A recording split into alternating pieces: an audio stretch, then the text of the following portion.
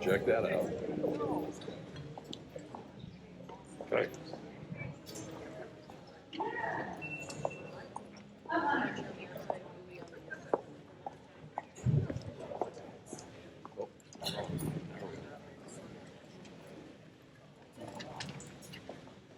Okay, well, it is 6 o'clock sharp, and I want to get us started. I'm Sunny Danforth. I'm the chairwoman of the Umatilla County Republican Party, and I really am so excited that everybody is here. I'm very happy that we are having a candidates forum, a gubernatorial candidate forum here in Umatilla County. In the 10 years that I've been involved, we've never had one here, and frankly, I'm really happy. I'm glad we've got 8 candidates that have confirmed with us, and it's wonderful having them here. So I welcome you. We do have a few electeds here this evening. We have Senator Bill Hansell is with us. And he's our moderator tonight. And I don't know if any of our county commissioners are here. I haven't seen anybody, but it doesn't mean they're not. No? Okay. And I don't know if any of our other elected representatives are here. Oh, there's John. Oh, John Schaefer just wired. We have one of our county commissioners. John just walked in the door in a red shirt. Thank you, John, for coming. Welcome. So our candidates tonight, you see they're all in alphabetical order. Give them a warm welcome. We have Barton, Hess, Kerry McQuisten, Merritt, Richardson, and Marc Thielman. So we are going to be moving Bill Sizemore. Oh my word, I'm so sorry. I'm very, very sorry. And Bill Sizemore. I got his name tag. So we are going to, I'll tell you what our plan is tonight. Well, first let me just go ahead and if Tony would come up, Tony Justice, our vice chair, come up and give us an invocation. If you would all stand, and afterwards we will have the Pledge of Allegiance.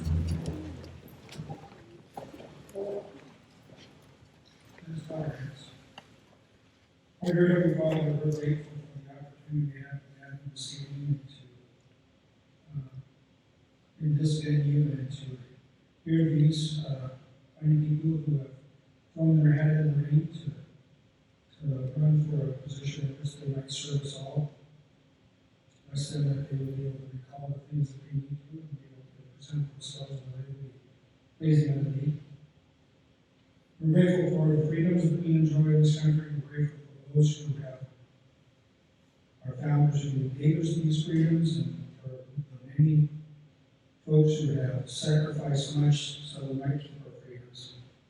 Help us in our efforts to continue to be a free people. These things we ask and say in the name of Jesus Christ. Amen. Flags back over here. I pledge Allegiance to the flag of the United States of America and to the republic for which it stands, one nation, under God, indivisible, with liberty and justice for all. Thank you. You may be seated. So our drawing that we are having tonight is to help cover our costs for the venue that we have. So I do hope that you partake or find some tickets to that. I would like to let you know what our rules for this evening are. Our Sergeant of Arms is in the back of the room right now, Klaus Kona. If you'd raise your hand, Klaus. Thank you very much. And we do have some of Umatilla County Republican Party members are acting as security for our evening. We do not want to have any outbursts or unruly behavior. It won't be tolerated, and we will ask you to leave or escort you out of the building. We are asking that there is no recording to be allowed of any kind by the candidates, their staff, or the audience. Hey, Karen, come on up here. I got a seat right here for you. Right here. Come on up. Right there.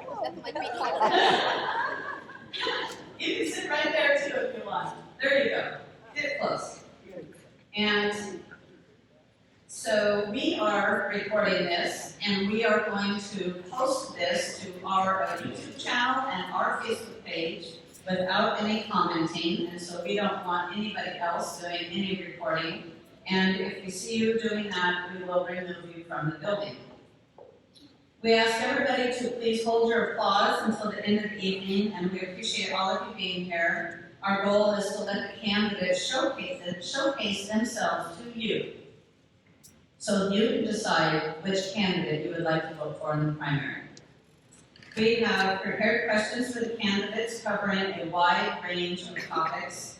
Our goal is for a 2-hour Q&A, which is why we've got to get started and get moving, and 1 hour for mix and mingle afterwards. We would like to be out of here by 9 p.m., so we're going to move along quickly. Each candidate will have 2 minutes for their opening statements, and then all candidates will be asked the same question, and in answering in a rotated alphabetical with 30 seconds for each question, each answer. Our timer is Bob Stanley right here. Bob, would you ring that bell? Ring that bell. He's got a stopwatch.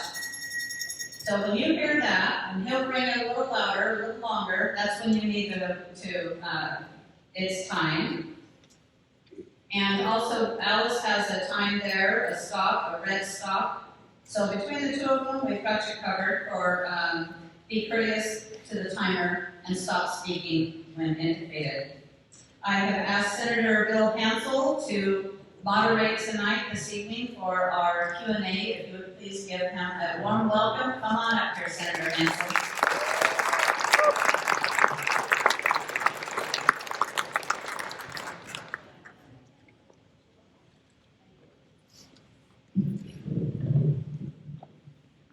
Thank you, Sunny. One of the things I might mention to everybody that the questions that have come our way came from the Umatilla County Central Committee, and as they came in and as they were kind of consolidated, we have a list of them that we will share. None of the candidates have, it's not a gotcha time, but none of the candidates have questions ahead of time, and so they'll be able to respond to it. And as Sunny said, we'll do a rotating thing, so the same person is the first one out there every single time. We'll start off alphabetically. So let's get started. And Bridget, if you would start off, we would ask that each of the candidates for 2 minutes share a little bit about yourself. You can stand or stay seated however you feel. I think those microphones.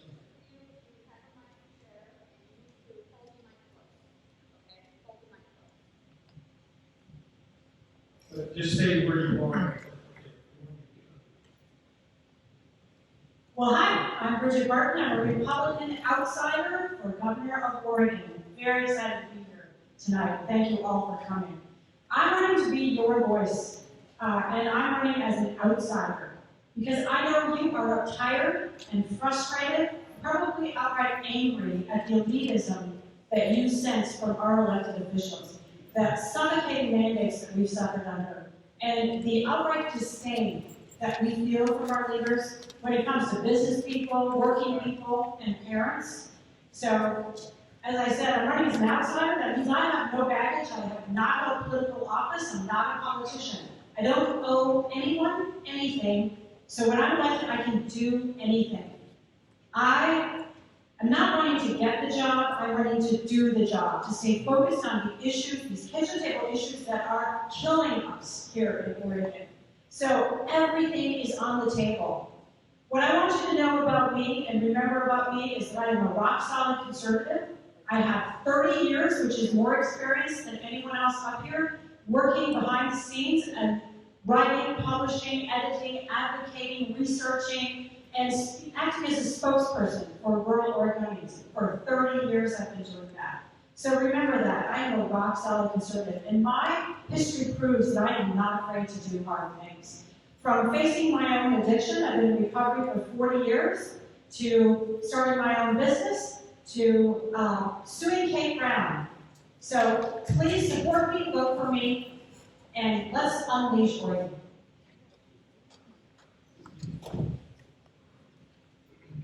Hi, I'm Christiansen. I have a website called Save the Kid, and I'll give you a little hint. The red, white, blue and white here means the kid is American. So please take a look at that. I have a lot of position papers, background, and so forth up there. I want to spend my few seconds talking about what I think is the #1 issue here in Oregon, and that's election integrity. If I'm not mistaken, we're in Oregon, and Umatilla County is in Oregon, and Oregon's had vote by mail for 30 years. 30 years they've had vote by mail. We learned in November 2020 that vote by mail was hopelessly corrupt. And so if we don't address that, then I'm afraid we Republican candidates, we're on our big stage and we're playing the part for this. I'm sorry, but that's the truth. And if you don't see that, then you have one or two things going in your head. One is the November 2020 election really wasn't stolen, it wasn't fraudulent. Trump's just a sore loser. Or you're kind of doing this. You're closing your eyes, closing your ears, and you're whistling past the radio. Vote by mail's been in the state for 30 years. There has to be a plan to address this. And it has to be done before the election. We learned from President Trump that President Trump was the most powerful man in the world. He was President of the United States, Commander-in-Chief. And yet, millions of dollars were generated. They stole the election from him, and he was powerless after the election. What makes you think that the deep state and the powers that be will not do that to one of us, some unknown Republican candidate? There has to be a plan for this. I do have a plan.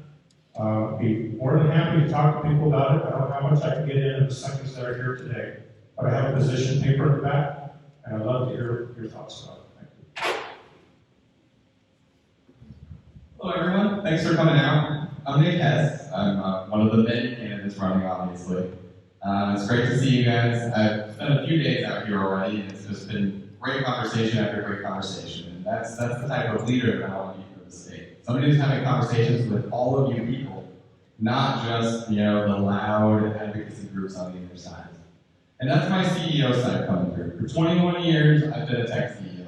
I've owned my own company since I was 14. Been doing a lot of things, but it all comes back to technology. And that's something that's sorely missing in this state. We are really far behind in a lot of our technology. And transparency is another thing that I preach a lot, because that comes along with having good technology. We can have good transparency in our government. And that would do a lot of good for us understanding where the issues are and what we can actually solve. But more than that, one thing I want to mention is that your community shows how much better we can be in the state.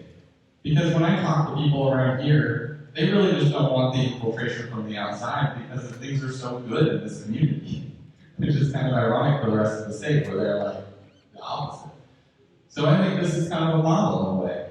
We need to start looking at how you guys are running your community and what's working in these areas and start looking at how we can adapt that to some of the other parts of the state so that everybody can feel happy about their home. That's a big piece of this. We all want to live in a good place. We all want to be happy. We don't want to be angry. We don't want to be frustrated. We don't want to be at each other's throats all the time. We all just want to kind of get along and, survive and be prosperous. And I think that's where we can get in this state with new leadership and a new direction. And that's my goal, to provide that for you. I hope you hear that throughout the whole night. Votehess.com. Good evening, Umatilla County. This is my 6th event here on the campaign trail over here. I've done Hermiston, Milk-Free Water, and 4 here in Pendleton. So I'm seeing some very familiar faces out in the audience. It's great to be here. I'm Kerry McQuisten. I am a 7th-generation Oregonian. I was raised on a cattle ranch just next door over in Baker County. I am a business owner, not a politician, which I think is absolutely needed right now in Oregon. I am very familiar with our natural resources industries, farming, ranching, mining, logging. Also, I'm mayor of Baker City currently. So I've been fighting for our freedoms very heavily, especially this last year and a half, where I wrote a resolution you might have heard of that told Kate Brown to go pound sand. What we did is declare a state of emergency, a crisis, because of the mandates. We told her that she was hurting us in terms of economics, mental health, and crime. And we told our business community we would stand up behind them if they opened. We formed a coalition of other elected officials across the state who stood and did the same. We got through our Second Amendment preservation ordinance at a county and a city level. We have that layer of protection. And so here's what I see happening now. We're going to make history, because if we're going to flip Oregon red, we might as well do it big time. We might as well make history, because we haven't had a governor from Eastern Oregon since the 1950s. Wouldn't it be nice to do that? Have a chance this time. We've never had a female Republican governor. We can do that this time. We haven't had a Republican governor at all in 4 decades. We can do that this time. Just about out of time, so I want to say thank you again for having me here. I'm really looking forward to the evening. Good evening, everyone. My name is Merritt. I am very proud to be running for governor here in the state of Oregon. Typically, I would ask for let's go Brandon, but I understand the audience is not to respond to that. So I can't be off here. But it's great to be here. I've been here for a couple days now, and been visiting with local businesses, and have met with a number of different folks and public characters, some who I recognize and see in the room here tonight. I, like many of you, have felt an extreme level of frustration politically in the last couple of years. I am here tonight with my wife who's in the back, my little 18-month-old daughter, and I also have a 12-year-old daughter. And seeing what was happening in the school systems, public school systems, was quite frankly overwhelming to say the least. My background is primarily in the corporate space, private sector, and I've been very blessed and fortunate to be in a position currently where I've been able to step away from business and put my entire efforts into running for government. And my heart's in it. And I mean that. I look at what is this role and how does it best serve you? And the reality is that for too long, it has been treated as an office that dictates to everything, when it really is one that should be a servant that has leadership qualities, working in conjunction with our counties, give the power back to the counties, allow them and their elected officials, if you've elected them, to be in power and work in partnership with them. So that being said, I am very much looking forward to answering your questions tonight, and thank you so much for having me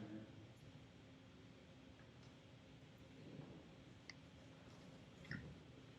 Hello, everybody. My name is Richardson, and I'm from Jackson County, Oregon. That is about 20 minutes from the southern Oregon border. And I am just a patriot, not a politician. And I just wanted to say that I have a few things that are more of an action now rather than later. So far in my campaign, I have done a few things to prove that. I was the first person to sign up to run for governor. That was on September 8th.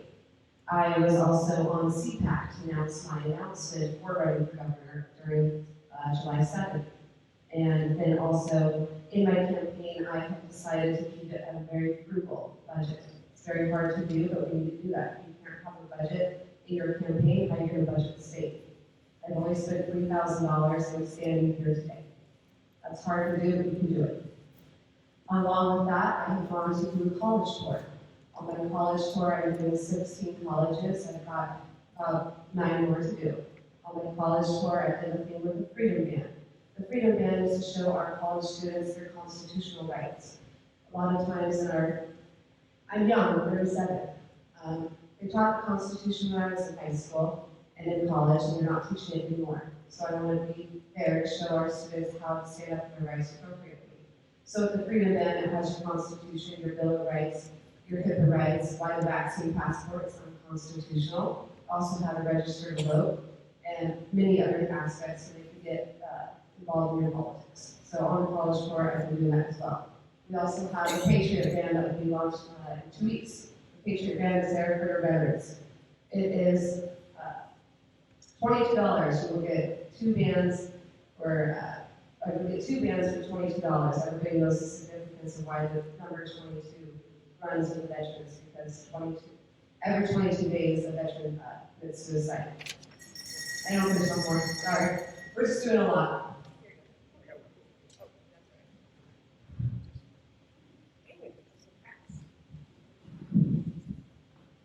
Good evening, everyone. I'm Sizemore, and I live in Redmond, and I was born and raised in the Olympic Peninsula in the logging community. Set chokers, pulled wood on green chain, and I stocked hay, milked 57 dairy cows, and all those kind of things.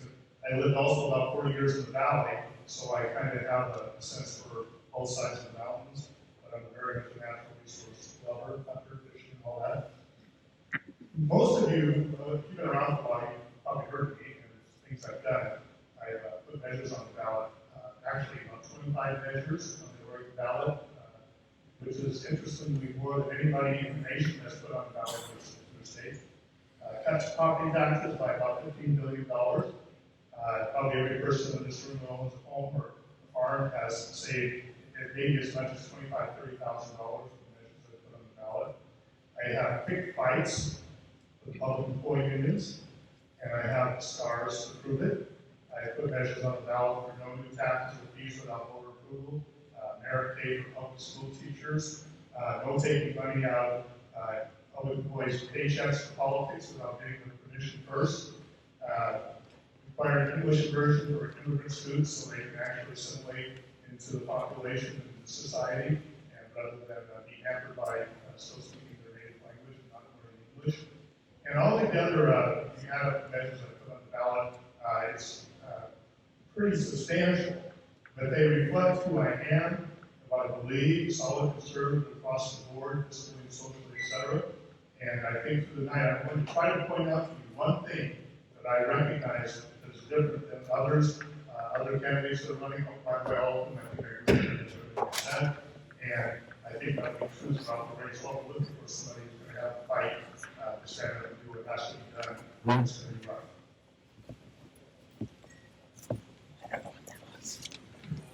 All right, everybody.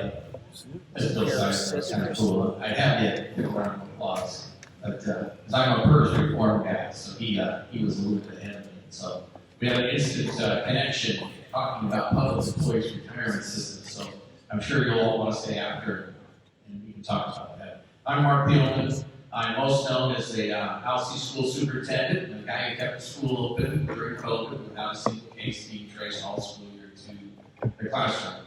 And that accomplishment was an interesting one because, one, in order to keep the school open, I had to tap into my political connections. I've done policy work. I've done the Salem Capitol building for 10 years. And that experience, working with both Democrats and Republicans, but it taught me about just how poorly we're being led. And sometimes late at night, I learned about just how broken the relationship is between our elected leaders and our governor and we the people. As people would imbibe spirits at night, and then they would talk about how they move homeless people around and then re-register them in new lots, and then ballots get sent to vote. And I kept careful notes over the last 3-4 years because things got more and more brazen. I was at Dennis Richardson's, the Secretary of State, who passed away his funeral, and I listened to several key Democrat progressive leaders bragging about how they were going to require immunizations, this is pre-COVID, so that ultimately they can force religion and break the religious freedom protections that we enjoy in our churches. So in the time that I've got left, I'm standing up here as a man of action. I also recently said my school board and I announced we took back local control, and we made masking optional, and that made national news and started a huge movement that affected 3 states. Action and leadership are what it requires. So I look forward to talking more tonight. Thanks. Thank you, candidates. I know all of you have been waiting to give a round of applause. Let's do that right.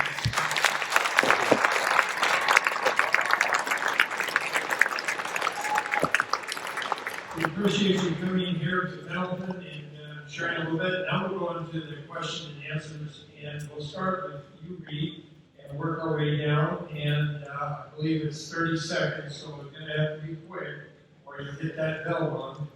We don't want you to get your bell on. So anyway, the first question is, what is your definition of of public service? Oh, I don't want to get my bell on cost, looks like a pretty good guy.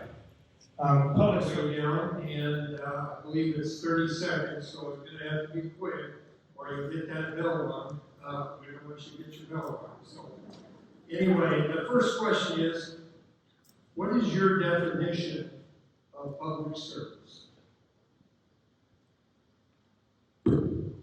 Oh, I don't want to get my bell on cost, looks like a pretty good guy. Public service is what we've always defined a politician or anybody who works in government, which is you're a fellow citizen, you're taking time out to serve your fellow citizens, and that's what public service, that's what working in government is about. That's not what we've seen in recent years. What we've seen is a rising of a political class that seems to think that we know better and it's our job to obey. But public service should be about service. The polar opposite of what we have now. It's about listening. It's about being a part of the communities that you're working with, that you're working for, that you're meeting. It's about being engaged with them, listening to all the people and what their needs are. Not just the loud end people, the lobbyists, or any of that. It's true engagement from everybody that you're listening to. So, instead of being a lobbyist for the sheriffs, if the sheriff's coming in, you're talking with the sheriffs. It's the people who are actually being impacted by things, that you're engaged with them, and you're doing your public duty to support them.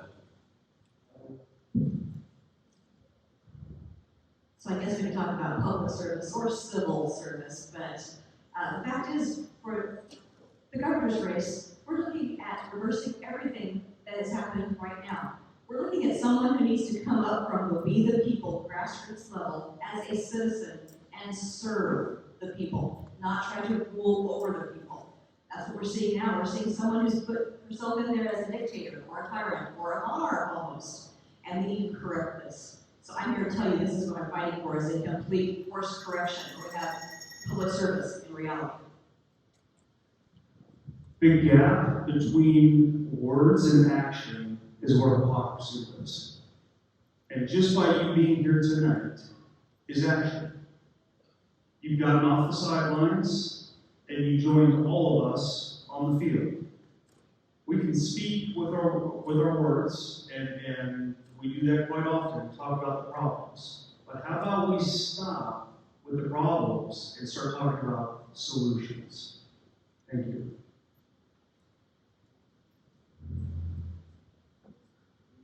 I think the real difference is that we need to look at it as we gotta be patriots. And that's worrying about being taking care of it as generations after, and not just about the next election. And I think that's what we've had, is just people in office that they only worry about the next election. And that's the difference, is that we have wonderful people here, myself, and a lot of people, everybody here today, is that we're here to step up and be grassroots and be patriots. And we're going to be worrying about the generations and generations to come after, and not just the elections.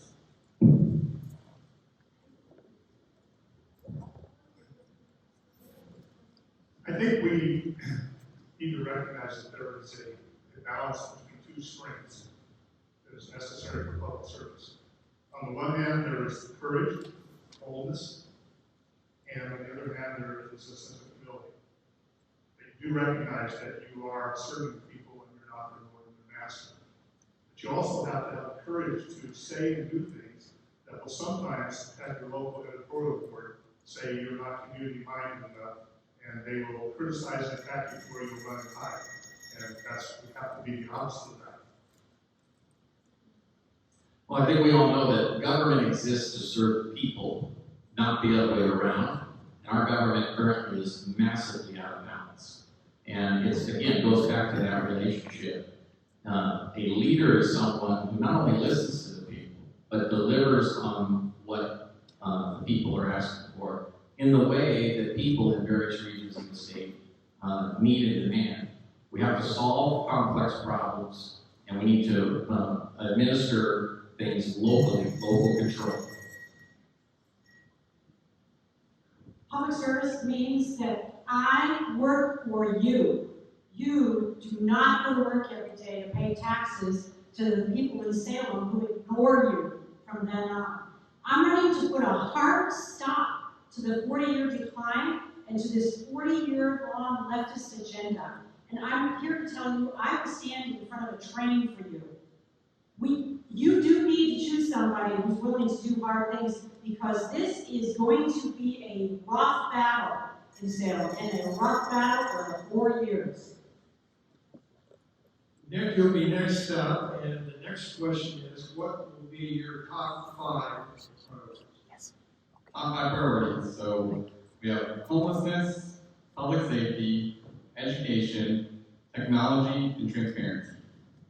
And maybe not quite in that order, because I think it all starts with transparency. We have to have transparency before we can find any of the problems and get to the root of what we need to change.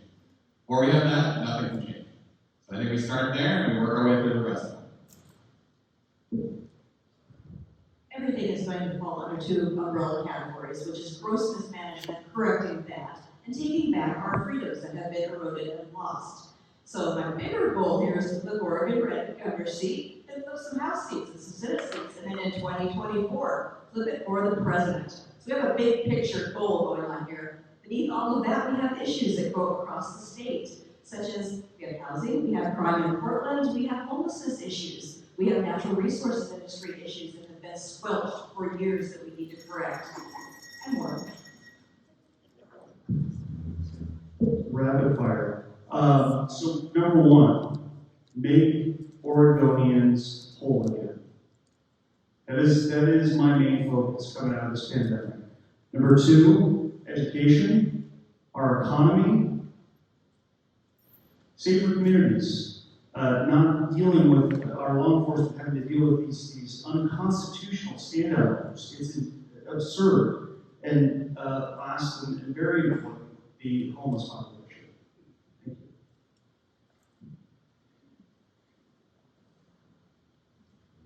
I think being born and raised in Oregon, you have to understand that each part of our state has a different priority. I'm from Southern Oregon, and right now we have a massive cartel issue. So for me, and we also have a massive energy issue. That Jordan pipeline should have been. We are in a state of decimation when Cape Cod is done.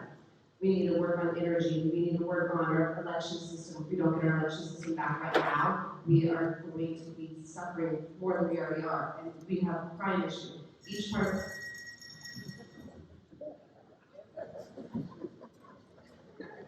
She wants to give me that mic, doesn't she? I think that a lot of us are concentrating on all these different issues that are really more fruit of the tree rather than the root. You talk about homelessness, you talk about the mass looting, you talk about the murder rate, violence, the constant car thievery. It all boils down to the lack of respect for law. The breakdown of respect for law and order has led to the spiral. It actually makes Portland look like it's headed into another Detroit or Baltimore. And it's spread throughout the state. And I'm going to stop because I'm with law and order.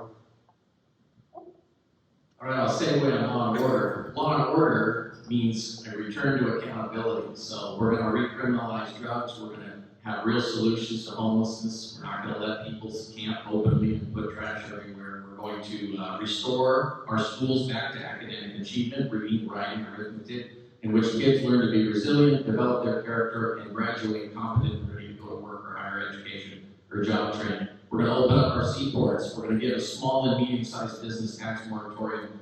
And we're going to have rules that allows the small guy to access our natural resources, including hunting, fishing, and then also loggers, etc.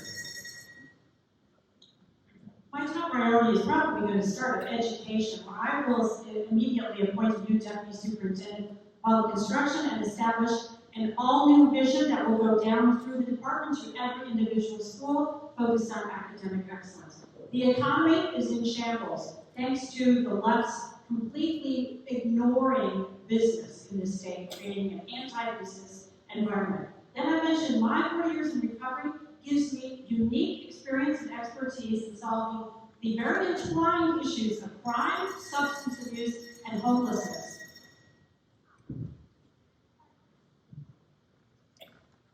Sorry to disappoint you, but the only issue is election integrity. It happens before all the other ideas that we talk about.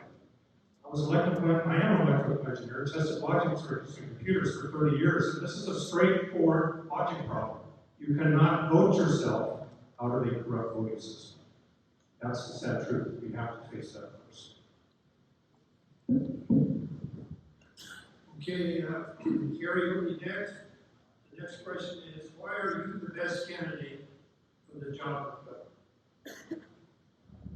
So this is a CEO position, basically, and I'm the best candidate because, first of all, I'm coming from Eastern Oregon. We're coming from the side of the state that would like to slow off and go to Idaho right now.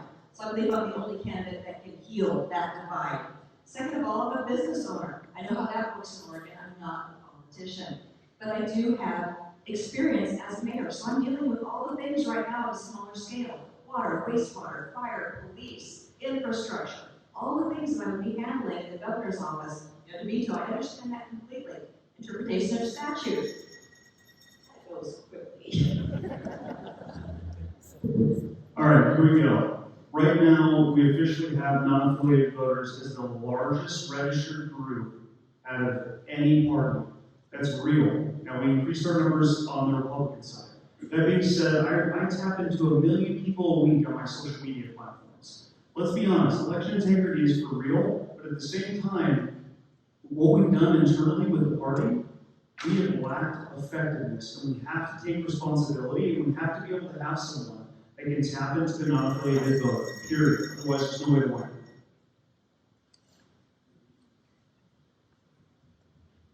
%51% of the vote went to 18 to 29-year-olds in the 2020 election. 43% of the vote went to 18 to 29-year-olds in the 2016 election. Youth are voting. That is a nationwide, and they are always going to keep voting. We do not sit there and get involved with our youth and educate them on the things that they are voting for and how they are voting, and really go into the colleges and really educate our youth, then we are in for a serious, serious trouble. I think going to all colleges. Some years back, I held a taxpayer conference, statewide taxpayer conference, hundreds of people came. And I asked them to decide for us what was the most important issue that we could address if we wanted to save our state and turn it around. It was overwhelmingly break the stranglehold public employee unions out of Oregon politics. That's where all the money's coming from, to electing left-wing liberal Democrats and radical mayors in Portland. And if you don't have a grip on that, then you will always be dealing with these tangential issues. You won't be going to the hard problems. We have to break their power and how to do that. Well, in terms of what might separate myself from these other fine people here, it's about results. I have a long track record of taking on the government and winning, and I've been doing it for over a decade, and I've yet to be canceled. And there's something to say about that. You have to understand the adversary, you have to understand the system, and then you have to be able to stand in the fire and develop or generate results, and you have to put yourself second in order to do that. I got the same pay. Same six-figure salary if I had kept my school closed. But instead we took the hard path.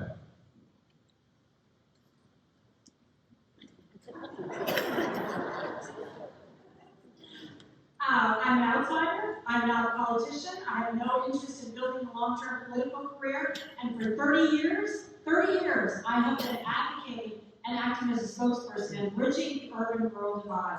But I'll tell you something else important. I'm the only candidate here today that has currently the resources in my campaign to win this election. I have over $500,000 available to do the campaign, so I'm the candidate that can win the general election. 3 of the other candidates that have $1 million didn't even bother to come today. I'm in this race because I saw a possible solution that I hope we would debate, not being talked about. But why me? I guess it would be because I care about her. I went to Washington, D.C. on January 6th, and when I walked up there and I saw the barrier to say you can't go on the steps, I got a little rowdy, stuck on the barrier, and tried to make a break for it, and tried to help to get up the steps and wave the flag up together. And because of that, I was arrested by the FBI. I'm currently in the system. I care. Oregon needs a CEO, not another politician. That's what we need. We need a change of direction. We need new ideas. We need common sense. We need fresh approach. And that's what I bring to Oregon. I care about this place. I've lived here all my life. I see everything that's wrong, and we need to come in new directions. But we can't do it through hate and anger. We have to have some positivity. We have to find ways to work together because we are a minority. And until we're not a minority anymore, we have to act like it. We have to start working together and open our arms, bring people in with different ideas, and make change. Well, first of all, I want to thank the candidates for really crunching her down in 30 seconds. You did a great job. Thank you very much. Brandon, you'll be next up. And the question is, what are your views regarding social equity? In regards to social equity, I think that it's pretty clear as to what is happening in our school systems is a way beyond oversight, right? Us as parents, our voices have been completely taken away. I do not believe that there is systemic racism in this state or in this country. Are there bad eggs here and there? Absolutely. I don't base it off of someone's color. The color of their skin or whether they're male or female. The reality is that you base it off the character of the person you spend time with. Thank you.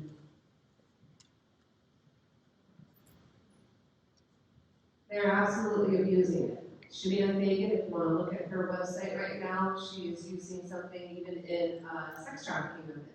Right now, in the state of Oregon, they're going to give $10 million from 2021 to 2023 for anybody who is in domestic violence, sexual assault, and sex trafficking, only for sexually or socially equitable people. So, in the state of Oregon, that's all they're going to do to help people. They are abusing this, and it is disgusting. To paraphrase Winston Churchill, it said, the problem with capitalism is the unequal distribution of wealth. The problem with socialism is the equal distribution of misery. That's what equity is. Equity is a socialist, communist plot. Forget my conspiracy mindset, but it is affecting our schools, our colleges, and festivals, and our society. And America is not about equity, it's about equal opportunity, about equal results.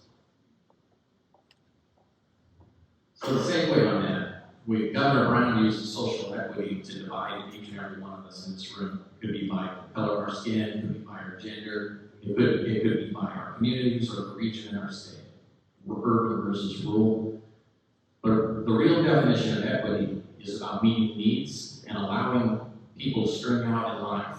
Because when we do that, we're all different. That's what diversity really means, and that's why we're the greatest country in the world. It takes all of us. All of us.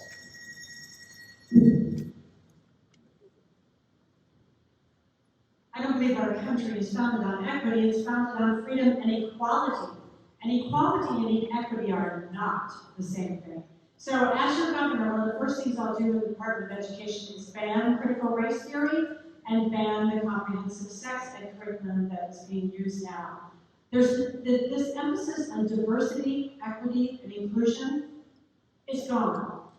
Diversity, equality, and opportunity. And this DEI stuff is all through government. My appointments will eliminate it.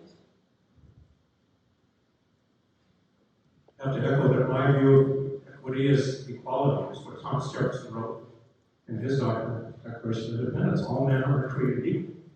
And on the Christian side, we believe that God's going to respect our persons. I believe if you have that in your heart, and I think America has that in their heart, then we will have the equality that we need to have. The social equity in Oregon is about dividing us. When we're divided, we're not very strong. That's just the reality of it. The more you can break people down, the more you can divide them, the less strength they have to fight back against you. And that's what we've done in Oregon, and that's what we've done in a lot of this country. So we have to fight back against that and make things, personal responsibility is really where it starts, and we have to bring that back. Equity and equality are absolutely not the same things. We're guaranteed by our Constitution equality, which is the starting point. We all have the same rights at the beginning. What we do with those rights is up to each one of us. Equity is a push towards socialism and a step toward communism, absolutely. We need to go ahead and stop this right where it stops, which is at the top. Critical race theory needs banned. We don't need to be dividing our children. We also need to go look at the vision statements, the mission statements of all of our state agencies. Because equity and lack of equity is now responsible for wildfires and accidents on the freeway. So let's stop.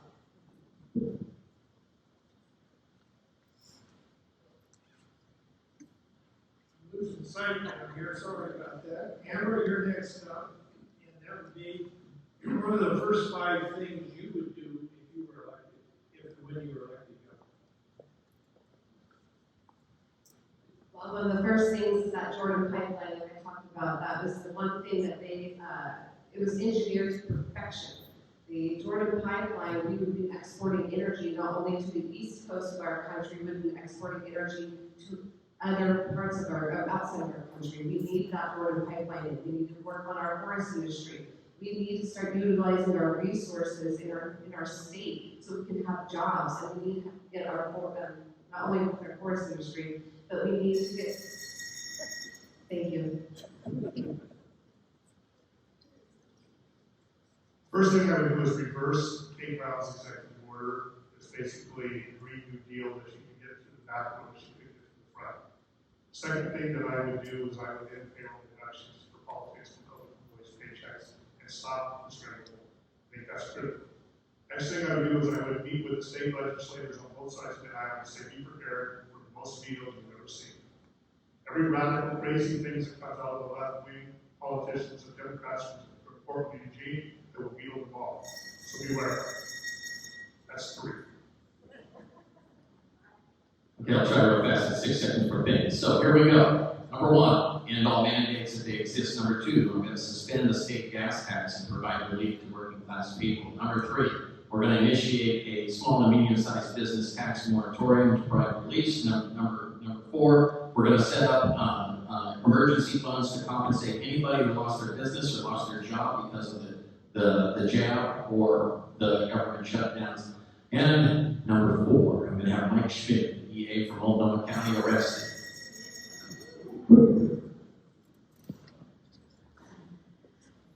Number 1, I would end all existing mandates. Yes, we still have some. I would overturn Kate Brown's executive order saying that state employees have to be vaccinated. I would invite back in those first responders who were let go because of this.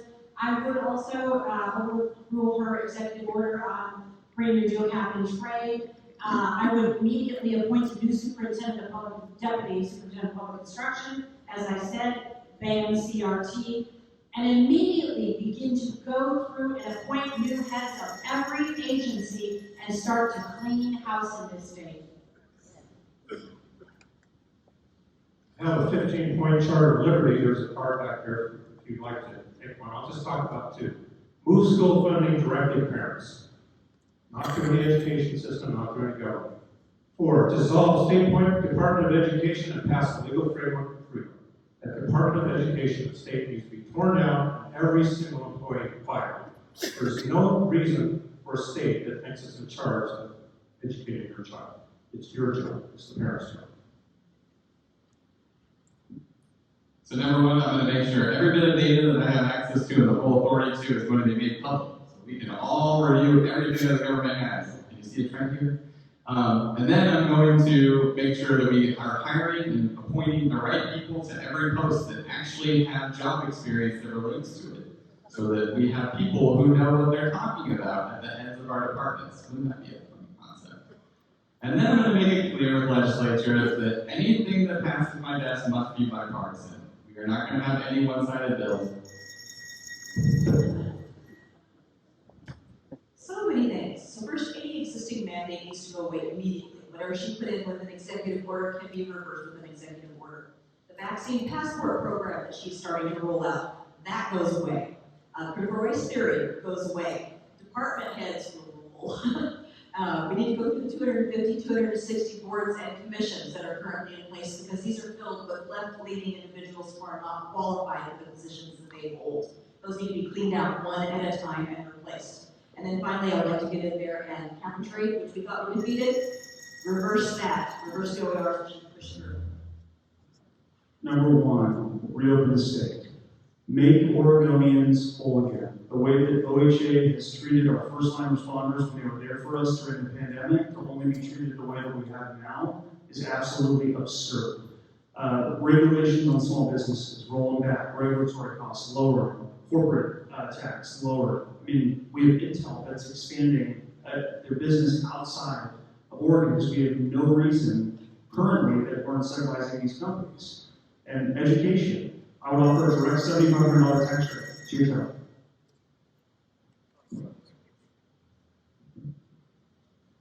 Bill, for you in Oregon, the money follows the child when it comes to school and sometimes in charter schools. The question is, where do you stand on school choice and school vouchers? I think for about 40 years now, I have been advocating for school choice. I've written several ballot measures that would actually allow the money to follow the child, whether it's a private charter school, public charter school, or a Christian school, no matter. I do the measures I've written. I will tell you the reason you have not had an opportunity to vote on them is because the Attorney General, the Secretary of State, the far left-wing Democrats have sabotaged every ballot title every measure I filed that would give you the chance to pass for yourself what the legislature would never pass. That is let the money follow the child, and let the parents decide how the children will be educated. Okay, well, as a public school superintendent, at least up until a few weeks ago, obviously I'm an innovative one, and the only publicly declared conservative superintendent in the state of Oregon. I'm really big on school choice. I sponsored the school choice initiative that was summarily sent through the mill that Bill just described. We have another one getting ready to roll out. It's even craftier, and it's designed that the parents get to dictate the best educational pathway for their kids, because you parents are the expert on your kids, and it's my job in government to listen to you and to empower them. So thank you. More than 30 years ago, I became an advocate for charter schools when they were just a brand new idea and they didn't exist in the country. I stayed with that idea for the better part of a decade, like a dog with a bone, until we got them passed in Oregon. I have been a 30-year supporter of school choice, education reform, money following the child, and parental empowerment and involvement. And you will find, if you go to my campaign website, that I have already formed a moms coalition that numbers in the many hundreds already. We're going to take Oregon by storm. I think you know how bad education funding is in the state. I was in Coos County, where they were trying to fight to get their kids out from under medical mandates. And they were told that if they kept doing it, they'd lose their money for their kids' school. You know where the money comes from? Their property taxes. But the county just opens the envelopes and sends it to the state. And the state education department then uses it to send down to the counties to fund your schools. So when the parents object, they're told, be quiet and shut up, or you don't get your money. Money needs to follow the child. I think we universally agree on this, that the money needs to follow the child and that we need more choice for our parents in the schools. Now, I'm a 9-year-old. I would love to have a choice of what's happening with them on everything. There are schools that do a good job, there are schools that do a terrible job in the state. We need more consistency on the good side. And the only way to do that is competition. Until you have competition in schools, nothing's ever going to change, because there's no reason for it to change. Why would you ever do anything different if there was no consequences? So we're spending just about the most and getting the absolute least results in the nation here in Oregon. The only way to fix that is to enter free market options into our educational system. And the way we do that is have the money follow the child, including all the options, but also homeschool and homeschool bonds. So I can tell you that my child was never indoctrinated. She was never put behind plexiglass. She was never masked because the parents in my homeschool bond have the power. We need to fund that so that the quality of the education goes up, the indoctrination goes down. So I think maybe putting in the fact that our children should be literate in math and reading would be a good first start. Money's been mentioned. Again, a direct $7,500 tax credit. If you pull your child out of the public school system, you can use that tax credit for homeschooling, private schooling, and charter schooling. Right now, it is not based off quarterly funding like it should be under Governor Brown's mandate. I promise you, within the first quarter, when the funding at 33% of enrollment, the superintendents and school boards are feeling that, they're going to want to start listening to the parents. And all you all have a voice again. So, yeah, the money should follow the children. And one of the things that we need to get out there is obviously, it's our election system, guys. With other year, so many of us are actually switched to any of you and your Republican voters. And I know that because we have a canvassing team out there. So a lot of the things that we need to vote on for our students and for our school districts, we don't get to vote on when you're switched to NAB. I do know that because I was one of those voters. And we have some canvassing team that goes out there every weekend and they go and they vote for our campus. And we'll get to explain that more later. Marc, you'll be first up on this question. I'm going to read it because I want to make sure I get the wording correctly. In an emergency situation where public health is at risk, such as the recent pandemic, in your view, what are the appropriate constitutional limits on the authority of the governor or the executive department when it comes to the inalienable rights of Oregon? Well, there's two things. The Constitution of Oregon, state constitution, is very clear. 60 days, the governor can declare emergency, health-based emergency, and then the legislature has to convene to decide to extend it or not. In the interim, it is critical that we do the opposite of what this government did. We have to tell people the truth, give them good information, and then trust them to use it. This is about me trusting you, the people. That's the job of the governor. Once again, I work for you. You don't go to work for me. So I agree with how Marc laid out. In fact, that was the basis of the lawsuit that I helped organize against Kate Brown, that she had overridden that 60-day limitation. We all passed a ballot measure that told her she had 60 days. It was in 2014. And then she overrode it. This is outrageous. Government's job is to provide information and all the best science available to free, intelligent, adult citizens. And that's the end of it. Yeah. A plague is the Black Death. COVID-19 was the flu. Can I just start with that? All right. I would say that what we need to do is what I've got listed here on my Charter of Liberty, which is basically remove all emergency powers from the state government. All. There's nothing that a tin horn dictator can do that United American citizens can't do. Personal responsibility, right? I mean, we're all adults. We should be able to make our own choices. We don't need the government telling us what to do for all this stuff. So we need to have good data that's publicly available, transparency, and have all the people make their own choice for what is right for them and their families and their kids and all that. So the lawsuit that Bridget just mentioned, I was also helping on the ground finding plaintiffs. Elkhorn Baptist Church versus Kate Brown. Those were my friends. And we had won that, but Kate Brown conflated two different statutes and interpreted them incorrectly, I believe. We can't allow that to happen again. What we need is a constitutional amendment to very much clarify that. One has already been drafted. I will be fully behind that in 2024. It brings back all of those emergency declarations within 2 weeks to the county level. I'm always going to advocate for free control from the feds back to the state, and the state back to the county.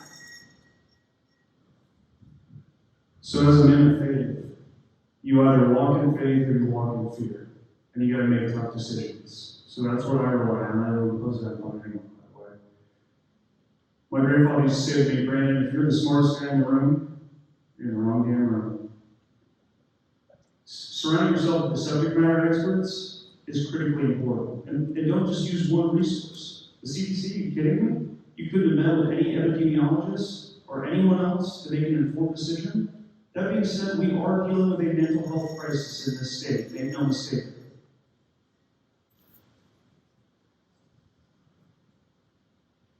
Yeah, I think that just follow the Constitution. It's really short. It's not that long. It's just, we need to follow the Constitution, and it's not. Yeah, it's very simple. That's what I've been trying to do. Teach our youth how to use them.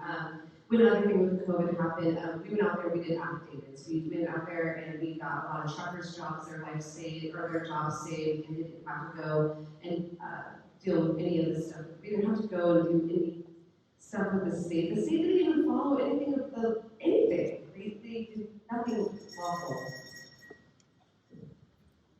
The COVID pandemic has been a test, and most of us have failed. The test was how much do you live in liberty, how willing are you to cower to the government and whatever they tell you to do, even though it often makes no sense whatsoever. As a governor, I think if people were dropping dead on the street right and left, we should have the authority to declare some kind of emergency. But if everybody's dropping dead, everybody will want to obey. This has been a total disaster in the sense that we've been told that this flu thing was going to kill us, and so we've given up liberties right and left and countered. All right, we've gone through the panel one time. Let's give it a round of applause. Come back to you. As governor, how would you have handled Antifa/hate groups in Portland? I will. As governor, how would you have handled the Antifa/hate groups in Portland? For past demonstrations and what that would, the riots that we've had in our largest city over the last year or two. Can't wait to hear what Bridget has to say. Definitely not the way that Ted Wheeler or Kate Brown handled it. You know, I actually live in a suburb of Portland, in Westland, right south of Portland. This was the most alarming thing to have happen.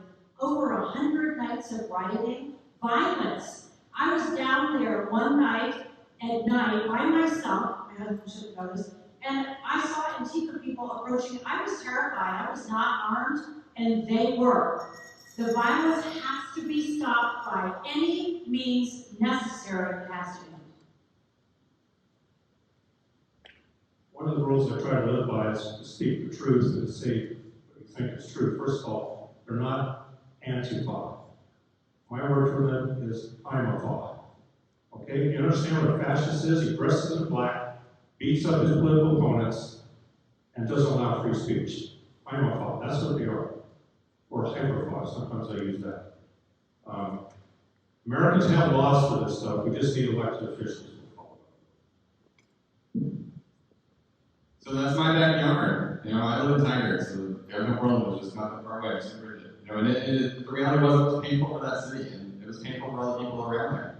And the role of the governor, as I see it in this, would have been to show the problems of what Ted Wheeler is bringing on the city by boycotting against his police, by not doing anything, not acting, not letting his police act, and not shutting things down. And the role of the governor would be to show that and make sure that people are aware that this is happening and make sure that they're willing to vote for change, because you have to stop the people who are elected there.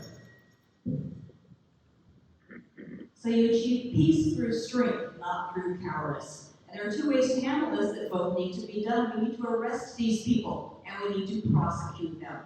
Right now, we have an 80% decrease in foot traffic in the outlying areas in Portland. We have businesses that cannot reopen ever because they can no longer get insurance. That has to stop. Now, with the statute that's currently on the books, as a governor, Kate Brown actually always had the ability to prosecute and go over the DA's office in Multnomah County. She chose not to do that. I would use statute to tell the Attorney General's office to prosecute these folks.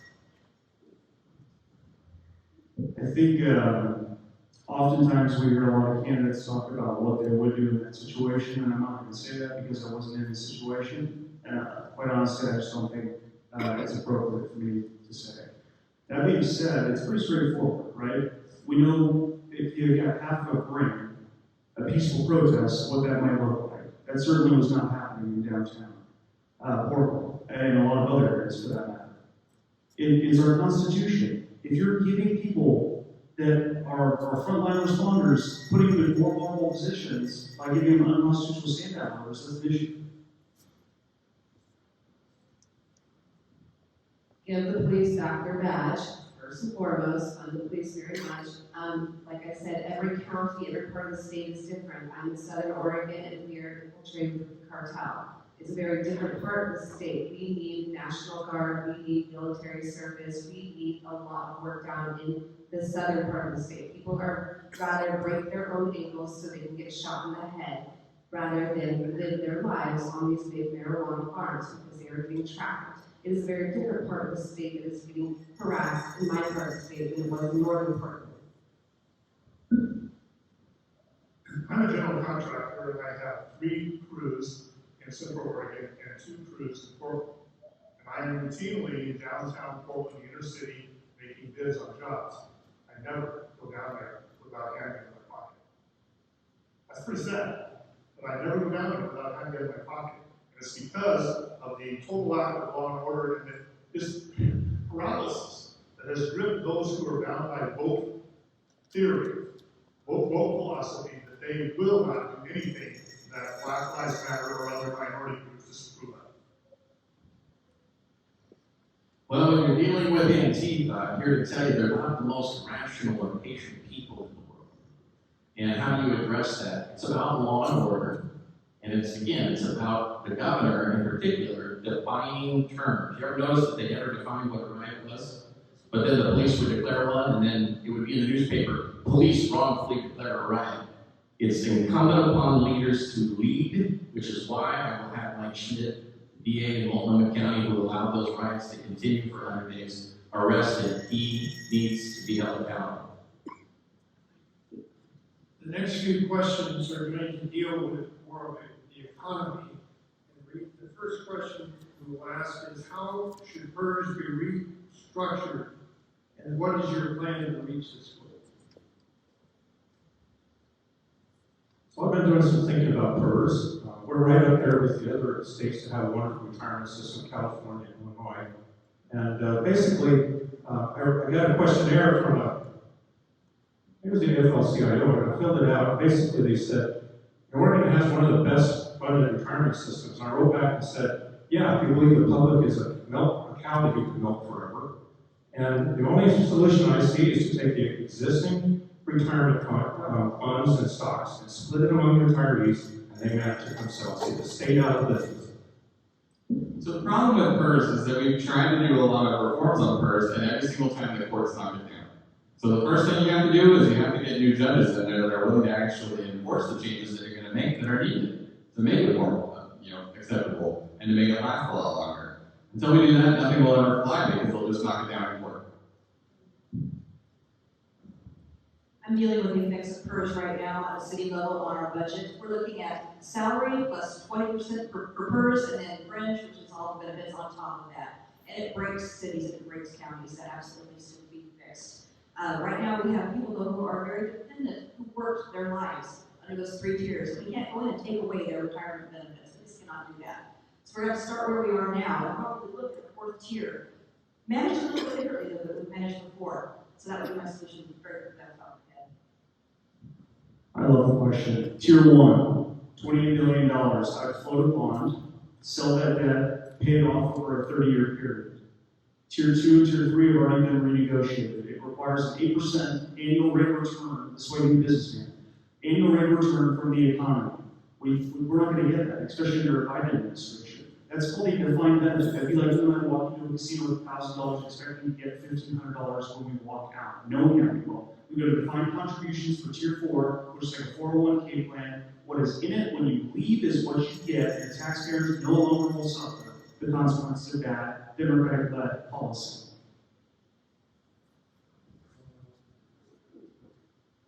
Yeah, so I think 55 and older, you guys should get everything with your all your Medicare, everything. You guys pay the most for everything, and you guys should get all of it. 55 and under, you don't get any of that in society. You don't get any of that. We should do our own IRAs, what you pay into, you get. You should, the 55 and older, you guys, you've already paid into most of all of that. That's what I think. And they've already overspent anything. We already know that. The government has been so not transparent. We already know they've already overspent. So 55 and older, yes. 55 and under, we can figure out which are our personal IRAs that we put anything on. Pretty hard in 30 seconds, isn't it? 1994, put a measure on the ballot, voted on the ballot to reform PERS. Got death threats, the family got death threats, got rid of the 8% guaranteed rate of return, the sick leave over, which is about $700 million per biennium. Supreme Court, all of them were on PERS, threw it out. I have devised a new system where public employees will be paid a lump sum as a compensation, regardless, and it includes salary, it includes pension, and health care, and that's how much they get. And they get to decide how much of that goes to pension, not us. The amount we pay is fixed. All right, well, in 2018, I worked with PERS reform with Senator Rowland, Senator Cano, Senate Republicans and Democrats, and I came up with a solution that was studied by Governor Brown. She authorized $50,000 and came back. Not only did it solve the problem, but it turned birds into a money-making concept, and it does create a fourth tier that was very lucrative for future employees while reducing the unfunded actuarial liability.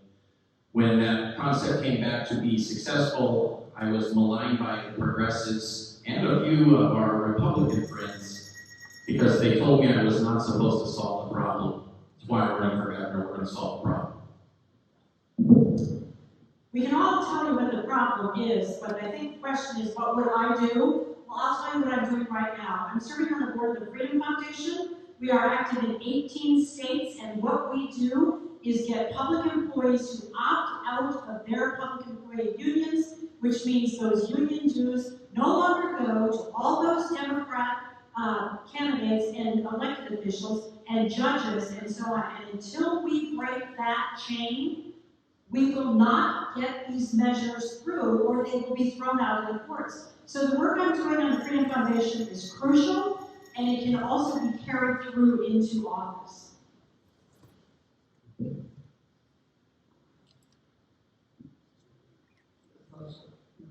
You're looking at me like, I don't understand. But anyway, I think I'm good here. How will you address the rising tax issues in Oregon, and what are your plans for easing the tax burdens on Oregonians, especially the middle class? So I think that comes back to working with the legislature to point out my goals, obviously, would be to reduce regulation, reduce burden on our businesses. They're the key. They employ everybody. We have to work together to get that done. And I think the reality is that if we can cut our spending, then there will be more money that we can put back in people's pockets. Right now we waste a lot. We have to figure out where we're wasting that the most, and we have to figure out how we cut that. Once we do that, at the bare minimum, our kicker check would automatically put that back in people's pockets. But the goal would be to really reduce the tax burden so it never comes out of their pockets to begin with. This is an executive position, not a legislative position. And so we're not legislating. A governor can't go in and say, I'm picking and choosing this tax and this tax and this tax. It does not work that way. Sometimes you wish it would, but it doesn't. But I will veto any new taxes that come across my desk. That I can absolutely do. And I can tackle the fee structures that have been put in place in these boards and commissions that make it so difficult for our natural resources industries and our businesses to actually get permitting and get through the processes so that they can do projects and they can build. That I can do. You do have to work with the legislative branch, but I can tell you the power of that red pen. When you have to approve budgets, or if there's a bill that comes across your desk, you have the power to leverage that as much as possible. Again, when you have regulations the way that we have them, you have to roll them back on small businesses, lower regulatory costs. Small businesses create more jobs year over year than large corporations. Lower the corporate tax, incentivize big business to come here. Get rid of the death tax, by the way. It's the dumbest thing ever.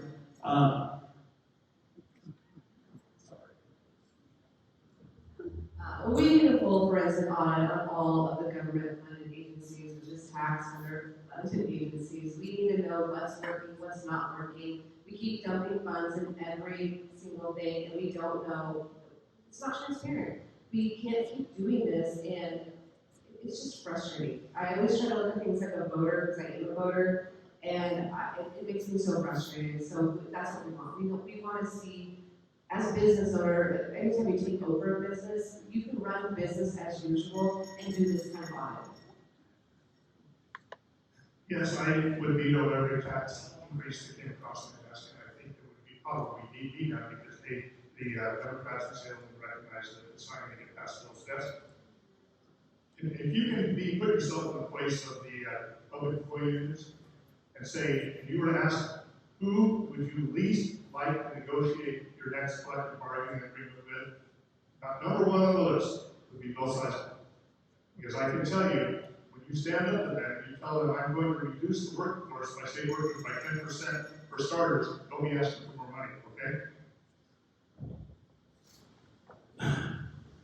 I like tough talk too, but there is a way to get around the legislature because we gave the governor that kind of power, and it's called an emergency declaration. I'm going to declare an emergency that we have a tax integrity problem because we keep collecting double the amount that the revenue office estimates scam.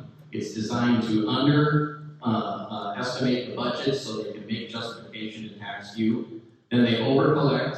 They run in the short session and get $2.4 billion back into the budget rather than back to you. An emergency declaration will be done on day one. Thank you. I would be clear with the legislature on inauguration day, before they begin their first session, that I would veto any new taxes and any new regulations, because a lot of the damage done to business is through regulation. So I will not be satisfied until the day comes when everyone in the country knows that Oregon has a pro-business attitude, That will have to come through all the appointments, down, as I said, boards, commissions, and down through. I will not be afraid to use the veto and the line item veto pen.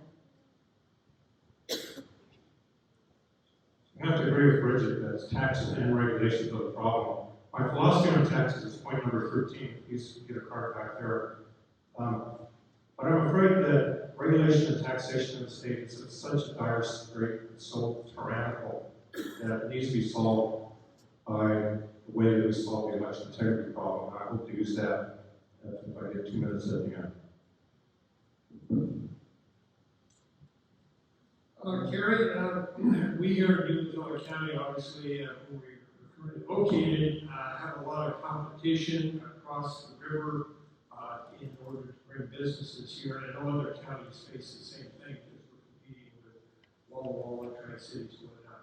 The question is for everyone, if you so kind of start off, is what will you do as governor to bring more business forward? Okay, well, again, we'll come back to vetoing taxes and regulations and making things more business friendly. But specific to this area, we're cattle country, right? And I grew up on a cattle ranch. I think what we need to do first and foremost is to bolster that natural resource industry. We need an inspection program in place with the USDA so that we can then form a CIS program. That's a commercial collective interstate shipping program to especially market our beef in this area. That will put the money back in the pockets of producers instead of in the power of the 4 big meat packers. That right there is going to send a boom through Umatilla County. So, the ag community. I have seen business plans where we can actually create 2 vertical plants to process our own cattle. We can go direct in competition with Tyson. And the way to do that is roughly about $500 to $600 million. I guarantee you I could find a VC firm that would be interested in investing in something like that. Both of the plans are showing that they would have a revenue of $75 million a year. So $150 million, I can tell you any person that is investing to get their money back in 4 years, and we're making $150 million a year, that's pretty good for the state of Oregon. Yeah, we definitely need to re-regulate. We make things in such a way like independent contracting. So me being a small business, we've had, with our state, independent contracting licenses, LLCC licenses, all of that, they have made it so impossible for our youth to get involved and become small business owners. When you get out there and you start talking to our youth, it makes it so hard for them to want to start a small business. We have got to deregulate that. All that red taping has to go away. We've got to regenerate our youth to want to start a small business. In 2000, I put a measure on the ballot, Measure 7, that said that the government puts a restriction on the use of your property, and that restriction has the effect of reducing the value of your property. They have to either compensate you or remove the restriction. I don't know if you know this, but there is a religion on the far left, and that religion is anti-property rights. I would address the land use laws in Oregon that are so conservatively restricted that even small cities have an urban growth boundary so they can protect the sagebrush outside of town. And that has been probably the number one thing that's kept Oregon from getting the kind of business that it would otherwise have gotten. Well, again, if you want to be pro-business, you also have to be pro-agriculture, and you also have to be pro-access. So you have to set the rules. It's a maneuver box that favors those types of businesses, that favors family-owned multi-generational farms, that promotes access to people owning property and building wealth and passing it on to the next generation. And that's the job of the governor. And you do it through decoupling funds, you do it through strategic deregulation, and you empower local counties to set up more opportunity locally based on their local industry. Well, in terms of your region here, I know for one thing, for example, you're at a big disadvantage with your Washington state competitors when it comes to water use. And that's just wrong. Those things, those imbalances have to be solved. And that's something that is at the governor's level. So I believe this whole issue is about vision and attitude. And for the governor, as you can see, I have no problem standing up and being an advocate for rural Oregonians and for resource use. Our state is the most bountiful resource state, one of the most in the country, and we ignore them. I will put an end to that. Each county is unique and different. I don't know Umatilla County very well. I had to call the Secretary of the Commissioner's office in Wallowa County, or I say Wallowa. So each county needs to figure that out for themselves. The state's job is to have freedom, cut regulations, cut taxes. Point number 13 says get rid of income tax, both for individual and business. Just go with a small sales tax. Freedom is the job of the state. Counties will be able to figure out what to do after that. So it starts by making sure your county has all the power, because they know you the best. But I think this question is more about the people in general. So I'm going to take it down to tourist side. You know, it'd be nice if we had a good image in Oregon so that people actually wanted to visit Oregon. It starts there. But it also comes back to Travel Oregon, which is ran by salespeople running our marketing firm that markets the state. That makes no sense to me at all. We should have marketing people that run that. That is something the governor can do. So.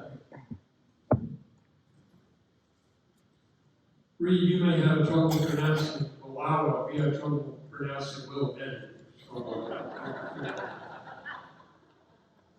The next question is, what can you do as governor, Brendan, this is yours, to help solve the water issues? So COID, the Central Oregon Irrigation District, compared to Northern, there are short-term solutions and long-term solutions. The Northern Irrigation District is operating at 94% efficiency. Central Oregon is operating at less than 50%, it's about 47%.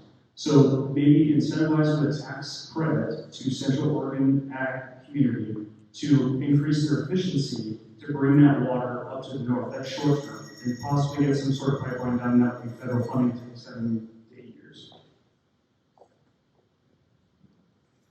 Yeah, so I've always thought it would be a great idea to get like more, where you have reservoirs and things like that, where we could have rainwater collection on our business industries and things like that, where we could incentivize our youth, things like that, where we could have the rainwater collection on our huge business industries like in Portland, things like that. They could collect the rainwater and they could give a business discount to our businesses and they could give that back to our farmers. Things like that would really incentivize and get our youth to go to the Capitol or go to the White House and things like that. Really fun, and the time is so short.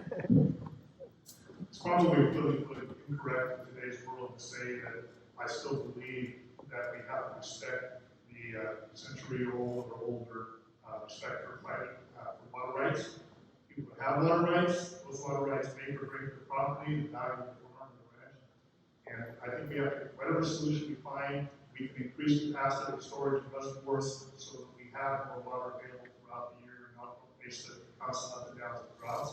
But if we don't respect private property rights, then we're stealing from people who own something that they don't like to keep.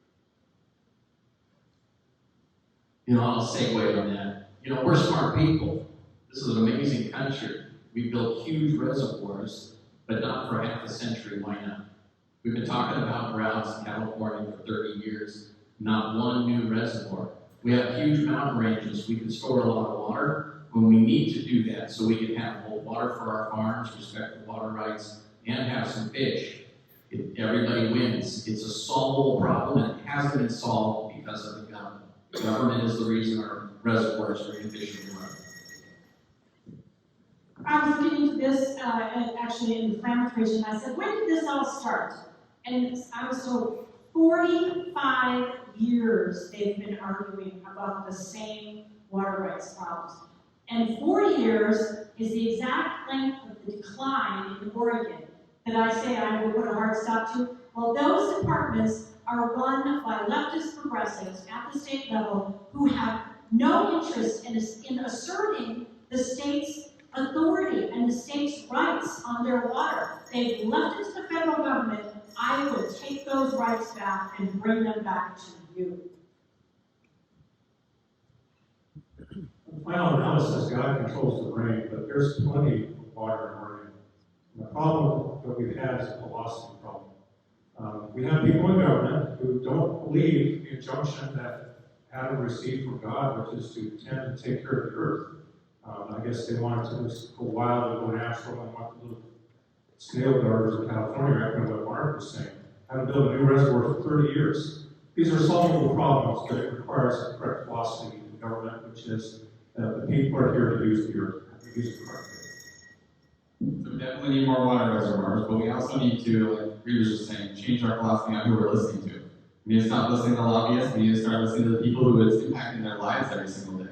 We need to start having those conversations and bring them to the table and understanding what they need from us as government, not what we're going to do. So I think that starts there, and then we can start actually into the root of it, come up with some new technology that can help, and also redo a lot of our piping and everything that needs to be helped to get it up to date, because there's a lot of things that are left behind. We need a governor with a backbone to push back against extreme environmental groups who are stopping our water use through these ridiculous lawsuits that keep coming down the pike. We need a governor who will push back against the feds who are meddling in our water usage here in Oregon. We definitely do not need to breach any of the dams, especially along the Klamath. We need to fight to release the water out of the Klamath project. And we especially need to push back against Ron Wyden and Jeff Merkley's River Democracy Act. That ties up 4,000 plus miles of waterways unusable in Oregon. We need those. Amber, the next question is kind of a big view type question, but as governor, what can you do to help reduce the catastrophic fires, forest fires that we seem to be having every year here in Oregon? Perfect question, because I'm from Southern Oregon and I'm up in Smokeport every single year. In the last 7 years in Southern Oregon, we've been decimated by fires. So we need to bring our logging industry back. We've been ripped away with our logging industry. Our loggers were our first line of defense. If we don't have our logging industry back, then we won't have, that's the first thing we need to do. I don't understand why they took it away. Well, actually, I do, because they like to decimate our state. So the logging industry is number one. And we need to have more of it. When I played softball for timber products when I was a little girl.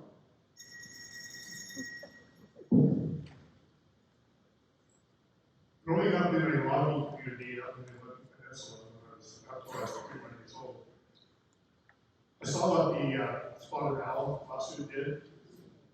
Devastated Howdy, Oakland, Hansell, the little towns that I grew up in. And it was a marble burlette, in some places it's a little snail garter. The left has done everything they can to prevent logging. They love to have trees, but they don't want you to cut them down. And until we, Thousand Friends of Oregon, all the trees, people out there, until we have a government that says, go away, our forests will not be thin when they need to be thin. I don't know about you guys, but I think we need to start using common sense again. Our forests were locked up, based on what Bill said, mostly by the federal government, somewhat by the state. People have been denied access, warehouses have been encouraged to lock up their lands even though they get a tax break. We need to have, I'm going to give the federal government 90 days to start managing their lands in a way that benefits people in Oregon, or guess what? I'm going to order that we, here in Oregon, take back local control, and we'll start managing those forests. It will force a conflict. And it's a conflict we will win because we live here. You know, nothing has been sadder to me than driving through the River Canyon, Sandy, and seeing the damage that the fires have done. Our state is devastated by these fires. We're literally burning our state down, and no one has done anything in our life. Our elected officials have utterly failed us here. We need to put the fires out. We need to keep the roads open for access. We need to thin and we need to have better post-burn treatment, and we need to, I will completely repopulate every boarding commission that oversees this process with people who have some common sense. So the solution, I believe, is to have the counties take control of the state land. There's no reason for the state to be controlling any forest. The only thing the state needs for land is state parks. My wife and I think Oregon has great state parks, by the way. And number 15, work with the next Trump administration to turn over all federal lands to local control in the state. I think we all agree we need to reduce the fuel limits. And there's some great programs that are happening out there. Oregon State has a great one through their forestry department, that they're starting to do that on federal lands, and the federal government is actually paying the money for that. That's a more recent thing, because public opinion has swayed. Public opinion used to be against logging, and now it's kind of coming back around a little bit because of the fires. So I think we have an opportunity here to keep pushing that message forward, start getting more logging happening, start getting our fuel loads lowered, and that will help reduce the forest fire goal. So log it, graze it, or watch it burn, right? It's just absolute common sense. We need to clean up that fuel load, so I don't veto anything that comes through that's preventing our workers from doing that, and we'll fight back against extreme environmental groups again. But the other thing we need to look at is bringing back federal control to the state level. So Ken Ivory, who's the founding president of American Lands Council, has actually endorsed my campaign because I actually understand this process from beginning to end. If you overlay a map of federally managed land with our catastrophic wildfires, they are the same.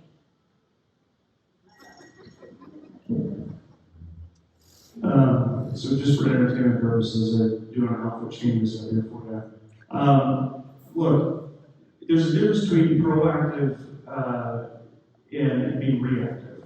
And the reality is that given what's happened just in the last 5 years alone, there could be precedents for a governor to declare a state of emergency based on these fires. We have a very robust group that we can partner with, timber union, and our logging industry to clean up and take care and preserve, and also maybe work with the Indian reservations as well. Bill, the next couple of questions we'll lead off are dealing with energy. What will you do as governor to ensure a reliable energy electrical grid for all of Oregon? That's a good question. When we live near the Columbia River, we have more energy available than most of the country has here, with our dams, the access to it. And I think that the problem is that we are being forced, or there's an attempt to force us away from what we know is reliable. So wind farms, we just came and drove here up the gorge. The gorge, they wouldn't let anybody build a house here, but they've got these big, huge, ugly, monstrous windmills everywhere, which only produce power when the wind blows. That's 30 seconds.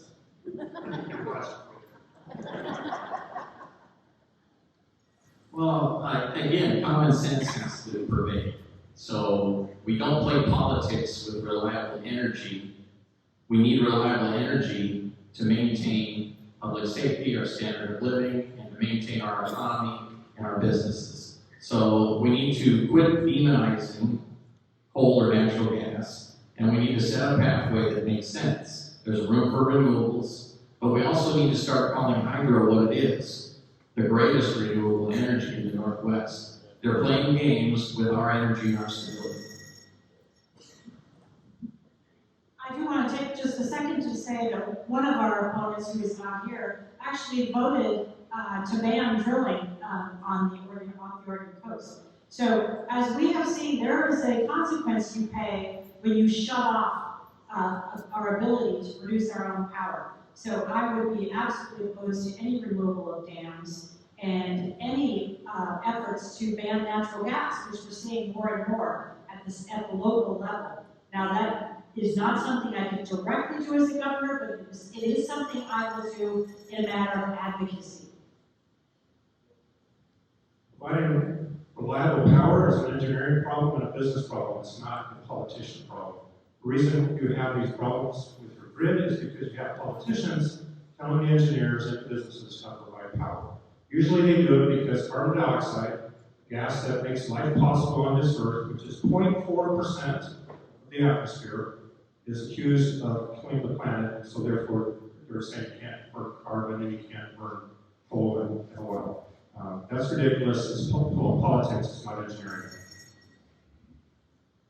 We have to stop listening to the loud lobbyists. Again, it's just, there's no reason for it. Everything that we have right now is working. It's working fine. We can have a plan to move wherever we want to go together based on everybody's feedback over a 25, 30, 40-year plan. We don't need to start doing things tomorrow that are big changes and stop having electricity. It's working. Leave it as be. We're essentially looking at the new Green Deal being pushed through in Oregon right now, and that's absolutely happened. It has to stop. And I'm hoping that I get in office in time to stop Kate Brown from breaching the 4 dams along the Klamath. That's absolutely key. Right now, they're actually planning for rolling brownouts and blackouts across the state of Oregon, and they have no proposal in place to replace that needed energy. We have to protect our dams. We have to protect our fossil fuels, our natural gas. And that's something a governor can do, because she is the driving force behind doing away with those resources right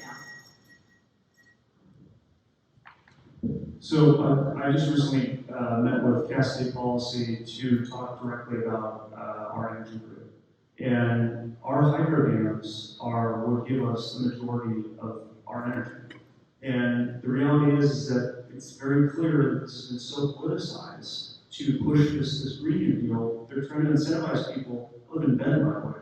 Drive a Tesla. We're going to give you, some sort of kickback for driving an electric car. The reality is it's not sustainable. Last time I came here, none of those windmills were moving, and all of the solar panels were covered in snow. Really? Reliable? I don't think so.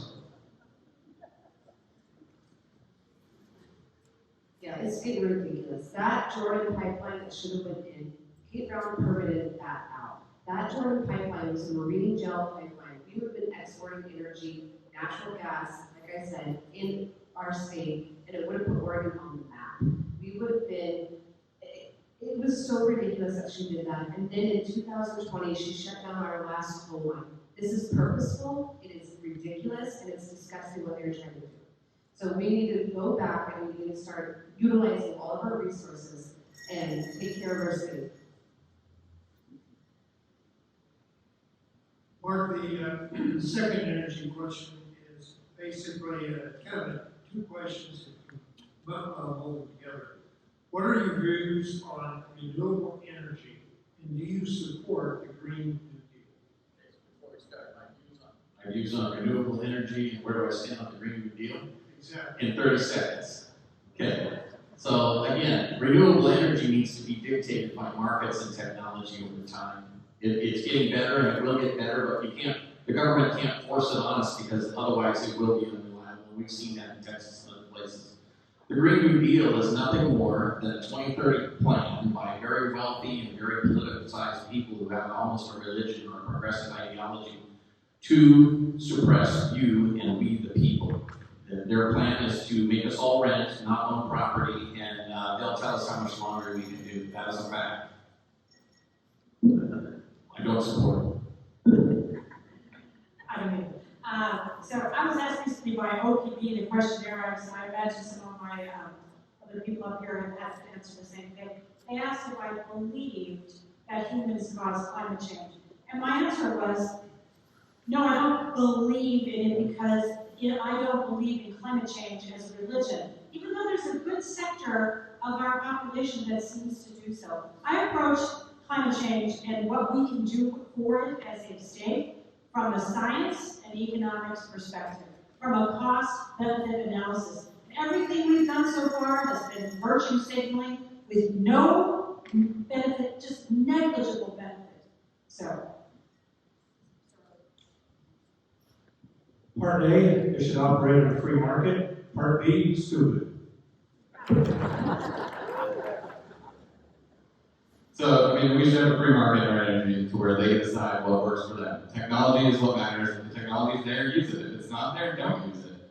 We should not be pushing things on people or changing our energy needs based on loud lobbyist groups that want us to change. We should be basing it on what the market needs are, what we can use technology to be. We can always do better if we can, if it's good technology. If it's not good technology, don't do it. So part one, only through healthy capitalism and free market society, and part two, absolutely not. But the blessing here is that we had defeated cap and trade, and it didn't go through legislatively. It went through a DEQ subcommittee, should have been 5 people, I think there were 3 on the board at the time. They pushed this through in little pieces as OARs. A governor can then replace those board members and start undoing that process. So I would have the ability to undo the damage that they are just now pushing through. Again, I think that all of this is politically driven. I still don't even know what the end game is from Democratic leadership as to what they're trying to accomplish. Ultimately, what the end result will be is that each one of you will have a generator at your home to be able to turn your lights on, which is absurd. So I completely believe in free market. Additionally, I don't think we have an emissions problem here in the state of Oregon. It's all driven by a bunch of political junk. So, Yes to free market, yes to capitalism, and no to Green New Deal. Absolutely not. If you look at like the pipelines and things like that on a national level, it's actually the most ridiculous thing. This is going to do more emissions to get fuel here from outside of the country because they're going to have to bring it in on trains. So this is something that I try to talk to people about when we talk to the youth. We try to explain things to them when you're in colleges because they ask questions like this question very here now, and you go and tell them that, and they're like, huh, really? And I'm like, yes, it's actually going to put more emissions in our environment by bringing fuel from other countries on trains. The left has figured out how to identify the things we love and use them to manipulate us. They know we love kids, children, they know we love education, so they use that to extract the maximum amount of money from us for public education to give something back. They know we all love clean air and clean water, so they use that. And they use that to steal our liberties and our property, and it's all part of the manipulation. The Green New Deal is as far left as you can possibly get, and its entire goal is to steal your liberty. Okay, ladies and gentlemen, 2 times through, let's give it another hand. As Cindy indicated, we have the clock there on the wall. We're going to go to 9 o'clock, so we still have a bunch of questions, and we'll keep going. So, I mean, 8 o'clock. Yeah. Sorry. I might be here at 9, but the rest of you can go home. Anyway, yeah, 8 o'clock. So, Bridget, the next question is, are you for smaller government, and what would you do to promote smaller government as government? Oh, I'm kind of a Reagan Republican, honestly, faith, freedom, family, and smaller government, limited government. Big believer in it. I'm also a big believer that the best government is local government. The closest to the people is the best government. So I will be looking very, very hard at reducing the size of government overall, reducing all these boards, reducing all these commissions, reducing the number of employees in some of these departments. I know a lot of people talk about just eliminating the Department of Education. That might take a little input from the legislature, but yes, definitely reduce the size of government. It's way too big. So Thomas Paine pointed out something obvious. He said, this is a law of nature that the simpler something is, the less likely it is to break, and the easier it is to fix. So it's a no-brainer for us Republicans that government needs to be pared down what it should be doing. My wife and I were sitting around talking about it. I don't think we filled up on one hand what the state should be doing, not the 240 departments that we talked about here tonight. I think how to solve that problem, I'll wait till my opinion when I get 2 minutes. Absolutely, we need to attrition out a lot of people because you can't just fire people in the government. That's one problem that we all have, too much power. But we need to attrition out a lot of people. We need to shrink the size of all of our departments. We need to make sure they're working efficiently. We need to make sure that the government has good customer service because I see it as more of a role that they're working for us. So when you go to the DMV, you should have good customer service in every department. You should be able to talk to anybody and get answers for anything that you need, and they should be working for you. I think that's a big goal that we should have for anybody that makes an office. This is kind of a no-brainer because I'm conservative. and two of the basic tenets of conservatism. Local control is always the best, and smaller government is always the best. We were not founded by our founding fathers to have the government reach into every aspect of our lives. We were not intended to ever be a nanny state, and that's what we have right now. We have a government with its little fingers into every aspect of our lives. And some of these things are legislative, and I can't get in there and do much, but a lot I can. We are filled with wasteful spending, especially in the administrative section. I think we're all on the same page. So, limited government in general. In my lifetime, and I'm sure many of yours, I've never seen such government overreach than what we're currently dealing with right now. And let me tell you something. You cannot comply your way out of tyranny. I don't even like the fact that we've cultivated an environment where people feel so comfortable to talk about their vaccination status, Marc.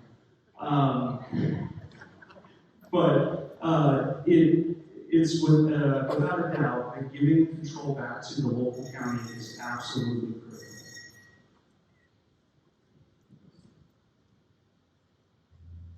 Yes, I'm actually a big firm believer in limited government and public kind of conservative. That's actually kind of how I've been running my campaign is very limited. I've been very successful in getting businesses to work together. I'm a good person to resource and I'm a good networker. So if you get businesses to network with each other and create a relationship with each other, and that's how you can limit government by getting that third party out of there. We have grown so much by having that third party in there, and that's why health and everything has gotten so expensive. If you don't believe in limited government, you should probably change parties. So I think we're probably all on the same page. I'll tell you, I just wanted to say something that I want to slip into some questions, so I'm going to shoot one into this one. Donald Trump proved that there is a deep state.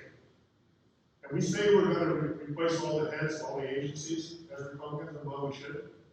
But it's deeper than that. You got to go to the second tier of management. You got to go to the third tier of management. Because there's a philosophy there, after almost 40 years of Democrats controlling the state, where the whole bureaucracy is them. And we have to clean house further down than just the top. So our founders were pretty smart. They created these documents called federal and state constitutions. Constitutions are not designed to limit you, the citizen, we, the people. They're designed to limit the government. Small, nimble, limited governments have a couple of options. They have to come alongside, they have to create coalitions and collaborate and support. Large governments can crush you with bureaucracy and the jackboot government. If you don't believe me, there's no logical reason why the DMV is not open on Saturdays, so single moms and dads can actually go and get something done. That's an example of too big of a government. I think what we'll do, if it's okay, Sonny, is we'll have one more question, and then we'll have each candidate do it 2 minutes. Okay. The last question we'll have tonight for all the panel is basically dealing with Second Amendment rights. Where do you stand on that, and what would you do as governor to promote or not that you view that?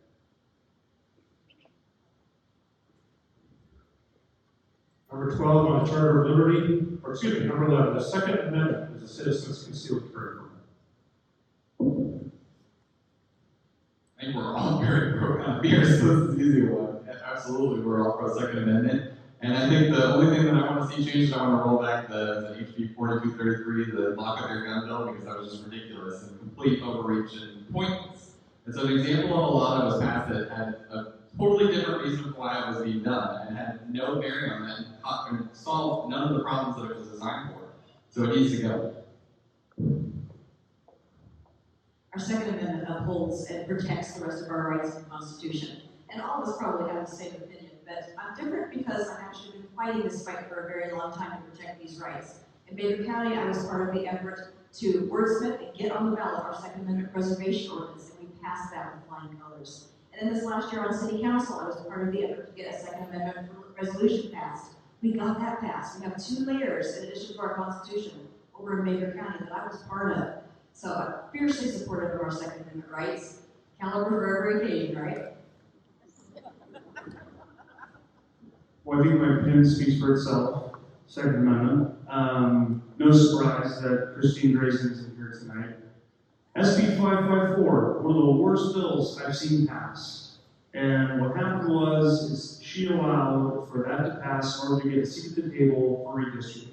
And she got gerrymandered by Team Kotek. Compromise is never an option. I am in full support of our Second Amendment rights, and I believe that all of you as Oregonians, that you know how to properly store your weapons. The tax increases, it's all just a step closer to taking away your guns. Thank you. Well, I'm 2A all day, every day, so I love my Second Amendment rights. And I also agree a lot with being Christiansen there. I think we should have a citizen carry everywhere. And I also want to I think we should have self-defense class as a PE course, because I think that's something that we should also have with our students. And I also want to bring back, we should have a rifle course. You know, I think our students and our youth need to know how to protect themselves, and I don't think it should be something that it's been taken away. That's something that in Southern Oregon they used to have, and they don't have it anymore. I want to see that back in our classrooms. I like guns. I like guns. I like to shoot them. I even have fun this bullet fun, okay? And I've killed dozens of nice blacks, full of hell. I have a concealed carry permit from Idaho because Oregon doesn't recognize concealed permits from other states. No reciprocation. That's something I'd like to change. My Idaho enhanced permit allows me to carry about 35 states. In Oregon, you only have Oregon. So I had to go across the border to be free, long enough to get a concealed carry permit that I can use across the country. So when it comes to 2A, conservatives have to turn the page. We have to do more than just preserve or protect our Second Amendment rights. We have to strengthen them. And as governor, we can do that. One, mandatory training to combat the fear of guns that is promoted in Portland and our large school districts. We need to make sure that every young child knows that guns are part of our American heritage and culture. We need to have gun safety in 5th, 8th, and 10th grade. We need to promote track, skeet, and sharpshooting, just like we do football and volleyball. It changes the relationship, and it preserves and strengthens the 2A. I'm an absolute 2A supporter like everybody else, NRA member, gun owners. But I want to take the time to talk about that Senate bill, which does need to be overturned, and the importance of this election and who you select in this primary. That person is going to be at the top of the ticket for all the Republican legislators and Senate candidates, and it is such a critical decision you're making. I'm so glad you're here to listen and learn, because that whoever is the primary winner will be the standard bearer and could either carry those people across the finish line or not, and maybe overturn that awful, awful legislation. All right, we're going to now allow each candidate 2 minutes to summarize. And Marc, I'm going to reverse the order, use my prerogative, and we'll start on that end and work this way. Okay, a couple of things in 2 minutes. I know you don't want to do it in 2 minutes. It seems like an eternity. So a couple of things. You know, we have a lot of candidates in the field. This is a historic election. And it's an election that we have to win as conservatives because the time is dying. So I'm here to empower each and every one of you that we need to pick a certain kind of leader, a person of certain character, and a consistent person who knows how to beat the progressives at their own game. So in order to do that, we have to pick someone that knows exactly what they're for. I am for getting government back to serving the people. And you do that by defining terms and by leading from the governor's office. So we're going to actually have a definition of what a right is. We're going to say what medical freedom really is about. It's about individual liberty, and it's about the government trusting each individual person to decide what gets injected into their body. And we're going to, oh, by the way, I'm unvaccinated. Is everybody okay to stay in the room? Oh, sorry, Brandon, I got you. So it's so critical to understand that. I turned my attention in print to the Oregon Health Authority. They did not appreciate that. And I did it for a reason, because this government was not out to support individual liberty. They were here to tell you this is right, and if you don't comply, you're wrong. So I'm not for that, I'm for you. We have to recognize that our generational farms, the right to own property, is the basis of our economic and cultural diversity in this country. And it's the hallmark of the pioneer spirit in Oregon. It has to be preserved, it has to be taught. And we need to be pro small and medium-sized business. If you set the rules that advantages that and allows access to the little person, both for hunting and fishing and natural resources and agriculture, etc., guess what you're going to have? The real wealthy companies are going to thrive either way. We are going to have a renaissance in this state under my leadership, including opening up the ports. Thank you.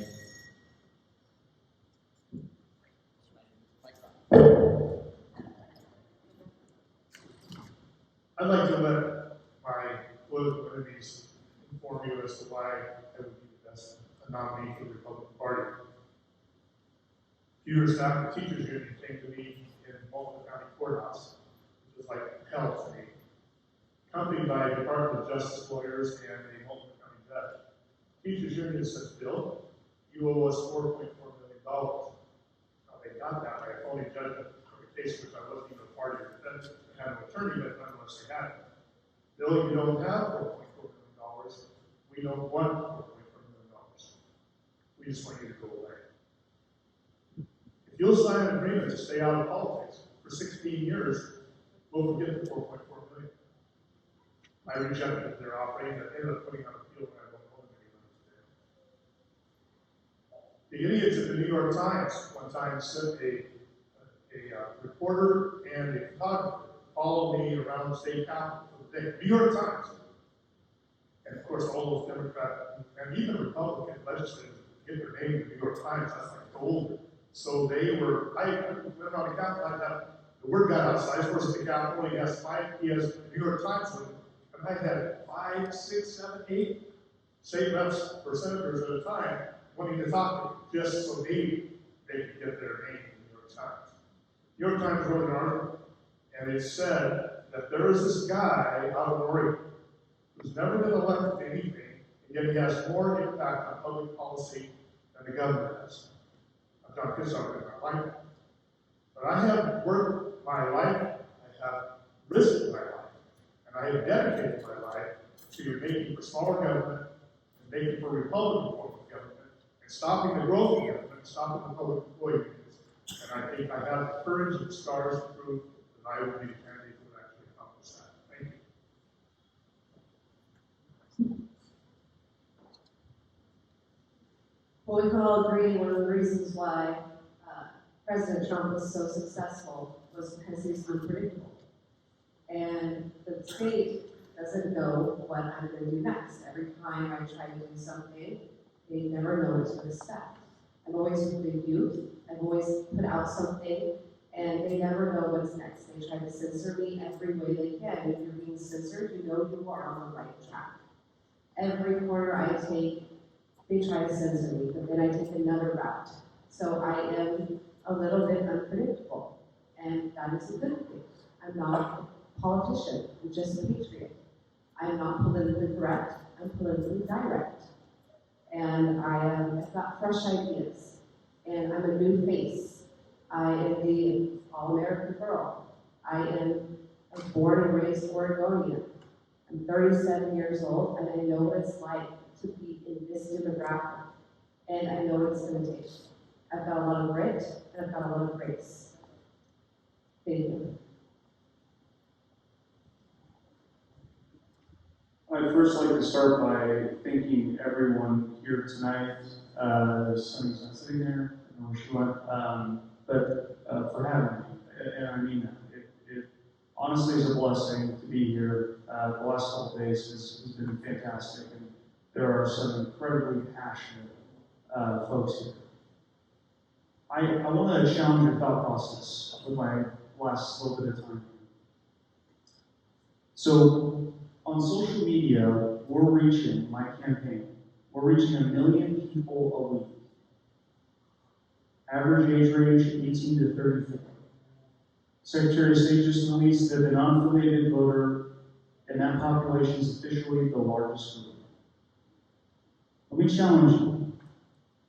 37 years we've been losing.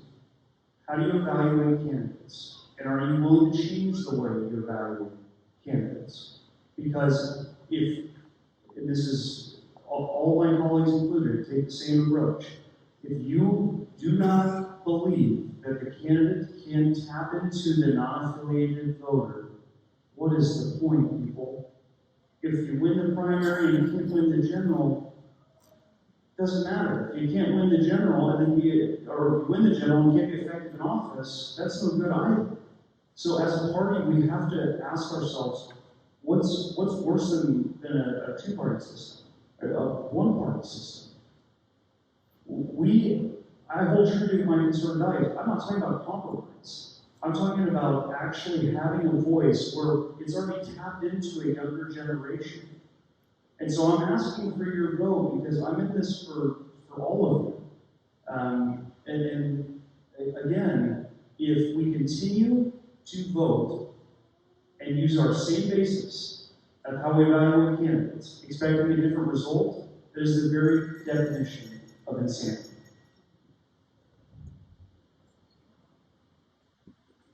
I'd like to thank you all so much for being here tonight and for listening to all of us and taking the time, because this is the most important election I think I've seen in my adult lifetime. Oregon is on the edge of a cliff, and we all absolutely know it. We've seen what Kate Brown has done. Can you imagine what Tina Kotek would do? This is Oregon we're fighting for. I have very deep roots here. I can't pick up our family ranch, my business, my friends, my family, and move out of state. So the only option that's reasonable is to stay here and absolutely fight. We need a very different kind of candidate than we've put through before to win that fight. I can win the primary, and I can win the general. We have proven historically that a moderate is not going to get through the general. Bud Pearson, Duke Buehler, spending a record $20 million, proved that to us. And we can have what we want over here. We can have a staunch conservative. That's me. We can have someone from Eastern Oregon. That's me. We can absolutely take this back if you don't believe the narrative that you've been told. And that narrative is, if you're from this side of the state, your voice does not count. Because I promise you that it does. And the narrative tells you that you're isolated and other people do not think like you across the state. I've been through every county, all 36 counties more than once, some 4, 5, 6 times, and they all sound like us. If rural Oregon bands together behind my candidacy, and I'm still campaigning on the I-5 corridor, getting that slice of those votes too, but if you guys band together behind me, your wish list, we can get this through and be represented, and we can flip Oregon red. Go to my website, kerrymcquisten.com, social media, follow me. Thank you all very much. First of all, I have to say, this is like the quietest room I've ever spoken in. It's kind of creepy. You guys can laugh and move, it's okay. I got into this because I didn't feel represented. That was the big reason why I decided to run. I look at politicians and I see, that's all I ever see on TV or when I hear people speaking, it's just politicians speaking. It's promising you the world and never delivering a single thing. Because that's what politicians are good at. They're good at making promises. The only promise that I've been willing to make in this whole thing is that I promise that I'm going to be listening to every community all the time. Because that's what you need. That's all you can really ask for, is to be heard, to be understood, and then to hope that you can have some changes that come from that impact your lives. Because that's important. It's important to know what's important to you. That's why when I go around the doors, I ask, what's important to you? What are you looking for in the next governor? I don't tell them what I can do for them. I ask them what they want from me. What would be helpful in their lives? More than that, though, it's important to pick a candidate that can get elected. There's a reason why Umatilla was our last Republican governor. He brought people together from all different walks of life, and he was from Portland. I know it sucks to think about a Portland person, but a Portland person is how we get somebody that's conservative elected.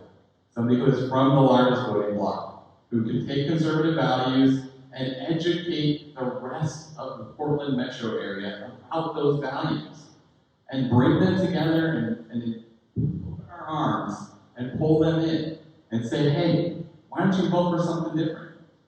Because you know what? Your city sucks. And you know but you need to be shown a path on what you can do. And I think that's what I bring to the table. I bring that path. And I hope that I can pull in all of those people and win a general election in Oregon. So, votehess.com, and I'll be around afterwards if you have any questions. Thank you.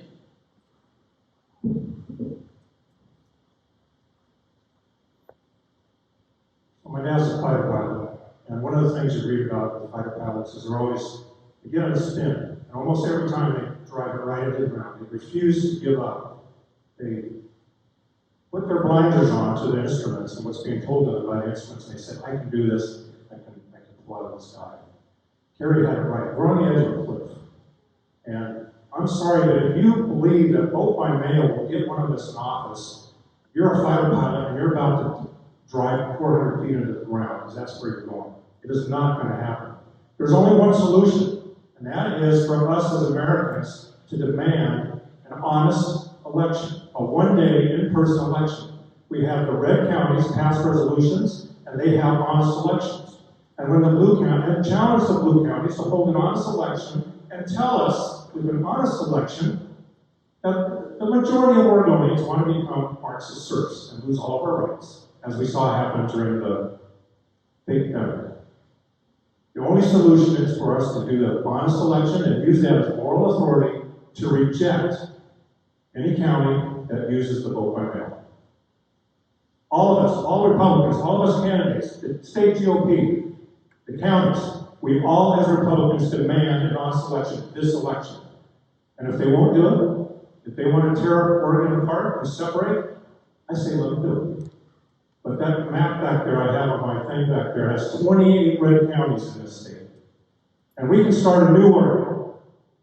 And we can do everything that's been talked about here. I am not willing to lose my rights as an American on the basis of a fake, corruptible election. Why would you? Why don't you demand a constitutional election to count the voice of the people honestly? And if they're counted honestly, I guess we'll all go to the Marxist camp. Otherwise, I won't. 1994, Bill Clinton, 2010, Barack Obama, and 2022, Joe Biden. The middle of their first terms, it's going to be a red wave. And that red wave is going to come to Oregon. So you have to decide, who do you think of these candidates, when they're elected, will push back hard for you? I'm here to tell you tonight, I will fearlessly and relentlessly fight for you. Fight for those kitchen table issues that we talked about, the things that actually matter to you, not to the bureaucrats in Salem. The second thing is who can win the election? Who can actually get there? I am the only candidate here tonight endorsed by Right to Life. And that's not because I'm the only pro-life candidate, it's because I'm one of the 4 candidates they believe can win the election. I have, as my national strategist, Glenn Youngkin's team, guiding my race, doing all my data work for me. This is crucial to have that kind of a campaign background. I have a grassroots campaign operating all over Oregon. And I'm the only one of what they are calling the top tier candidates I mentioned earlier that have almost $1 million. I'm the only one here tonight. And that's because money matters, but it's not what we're here for. I will serve you. I will work for you. But in order to win the campaign, you have to have that multi-tiered campaign put together. I'm again endorsed by Right to Life, I'm endorsed by sheriffs, I'm endorsed by business people all over the state, and people have funded my campaign because I'm an outsider, because they know I'm not here to get the job, I'm here to do the job. I'm asking you to support my campaign. I'm Bridget Barton. If you want your freedom back, and if you want to win in November, please support me, please vote for me. And it's BridgetBartonForOregon.com, and thank you for caring enough to be here tonight. Thank you. Ladies and gentlemen, let's give all the candidates a round of applause.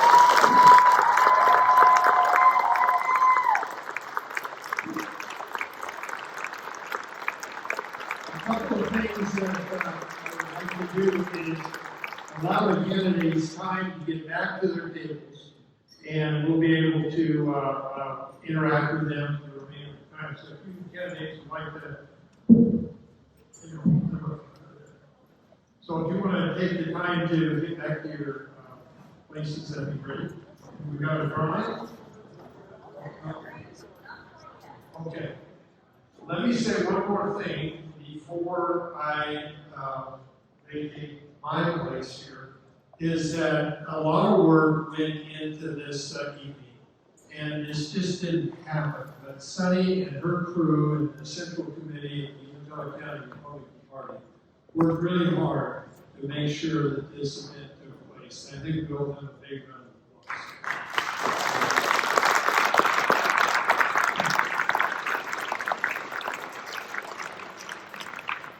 Well, wait a minute, Bill. Don't run off here. Don't run off. I have a gift for Bill for being our moderator tonight.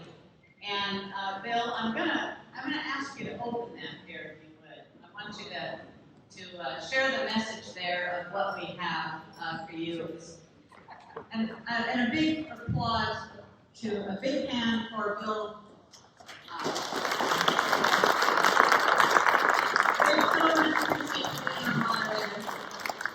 And I just want to make it clear, I'm not a candidate for governor.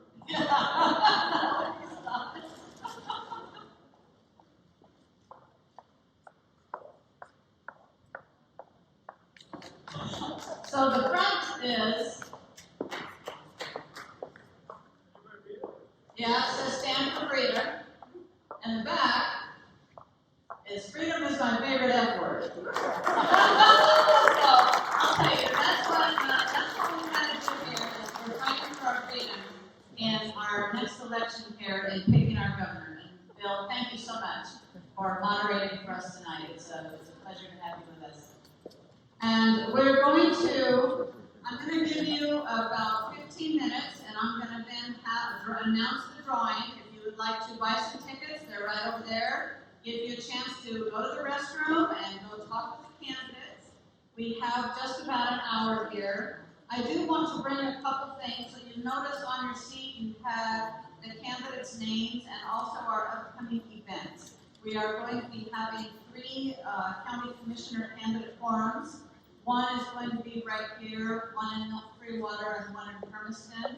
And they're going to be similar format and mixed up formats. So I think you'll be pleasantly surprised. I hope you enjoy it. We have a lot of people running for county commissioner. And so let's see. Also, a couple other things. If you want to, anybody that needs to check their registered vote, update your voter registration. We have a voter registration booth right over here. We've got a young lady here that says, oh yeah, I'm going to register for the first time. She'll turn 18 soon and be able to vote. And that is wonderful. It really is. It really is. So we have that here, and I do encourage people to go online and check your voter registration, because there have been many. I've spoken, and I know our PCPs have spoken with many people that have thought they are registered Republican to vote in the primary and have checked their voter registration and found out they are not. And I will tell you, so I just encourage you to go online, check it out, but fill out a paper form that updates your signature with our elections department, which will help to ensure your ballot is accepted, having an updated signature. So thank you all, everybody, for coming very, very much. We're happy to have you here, and just thank you so much.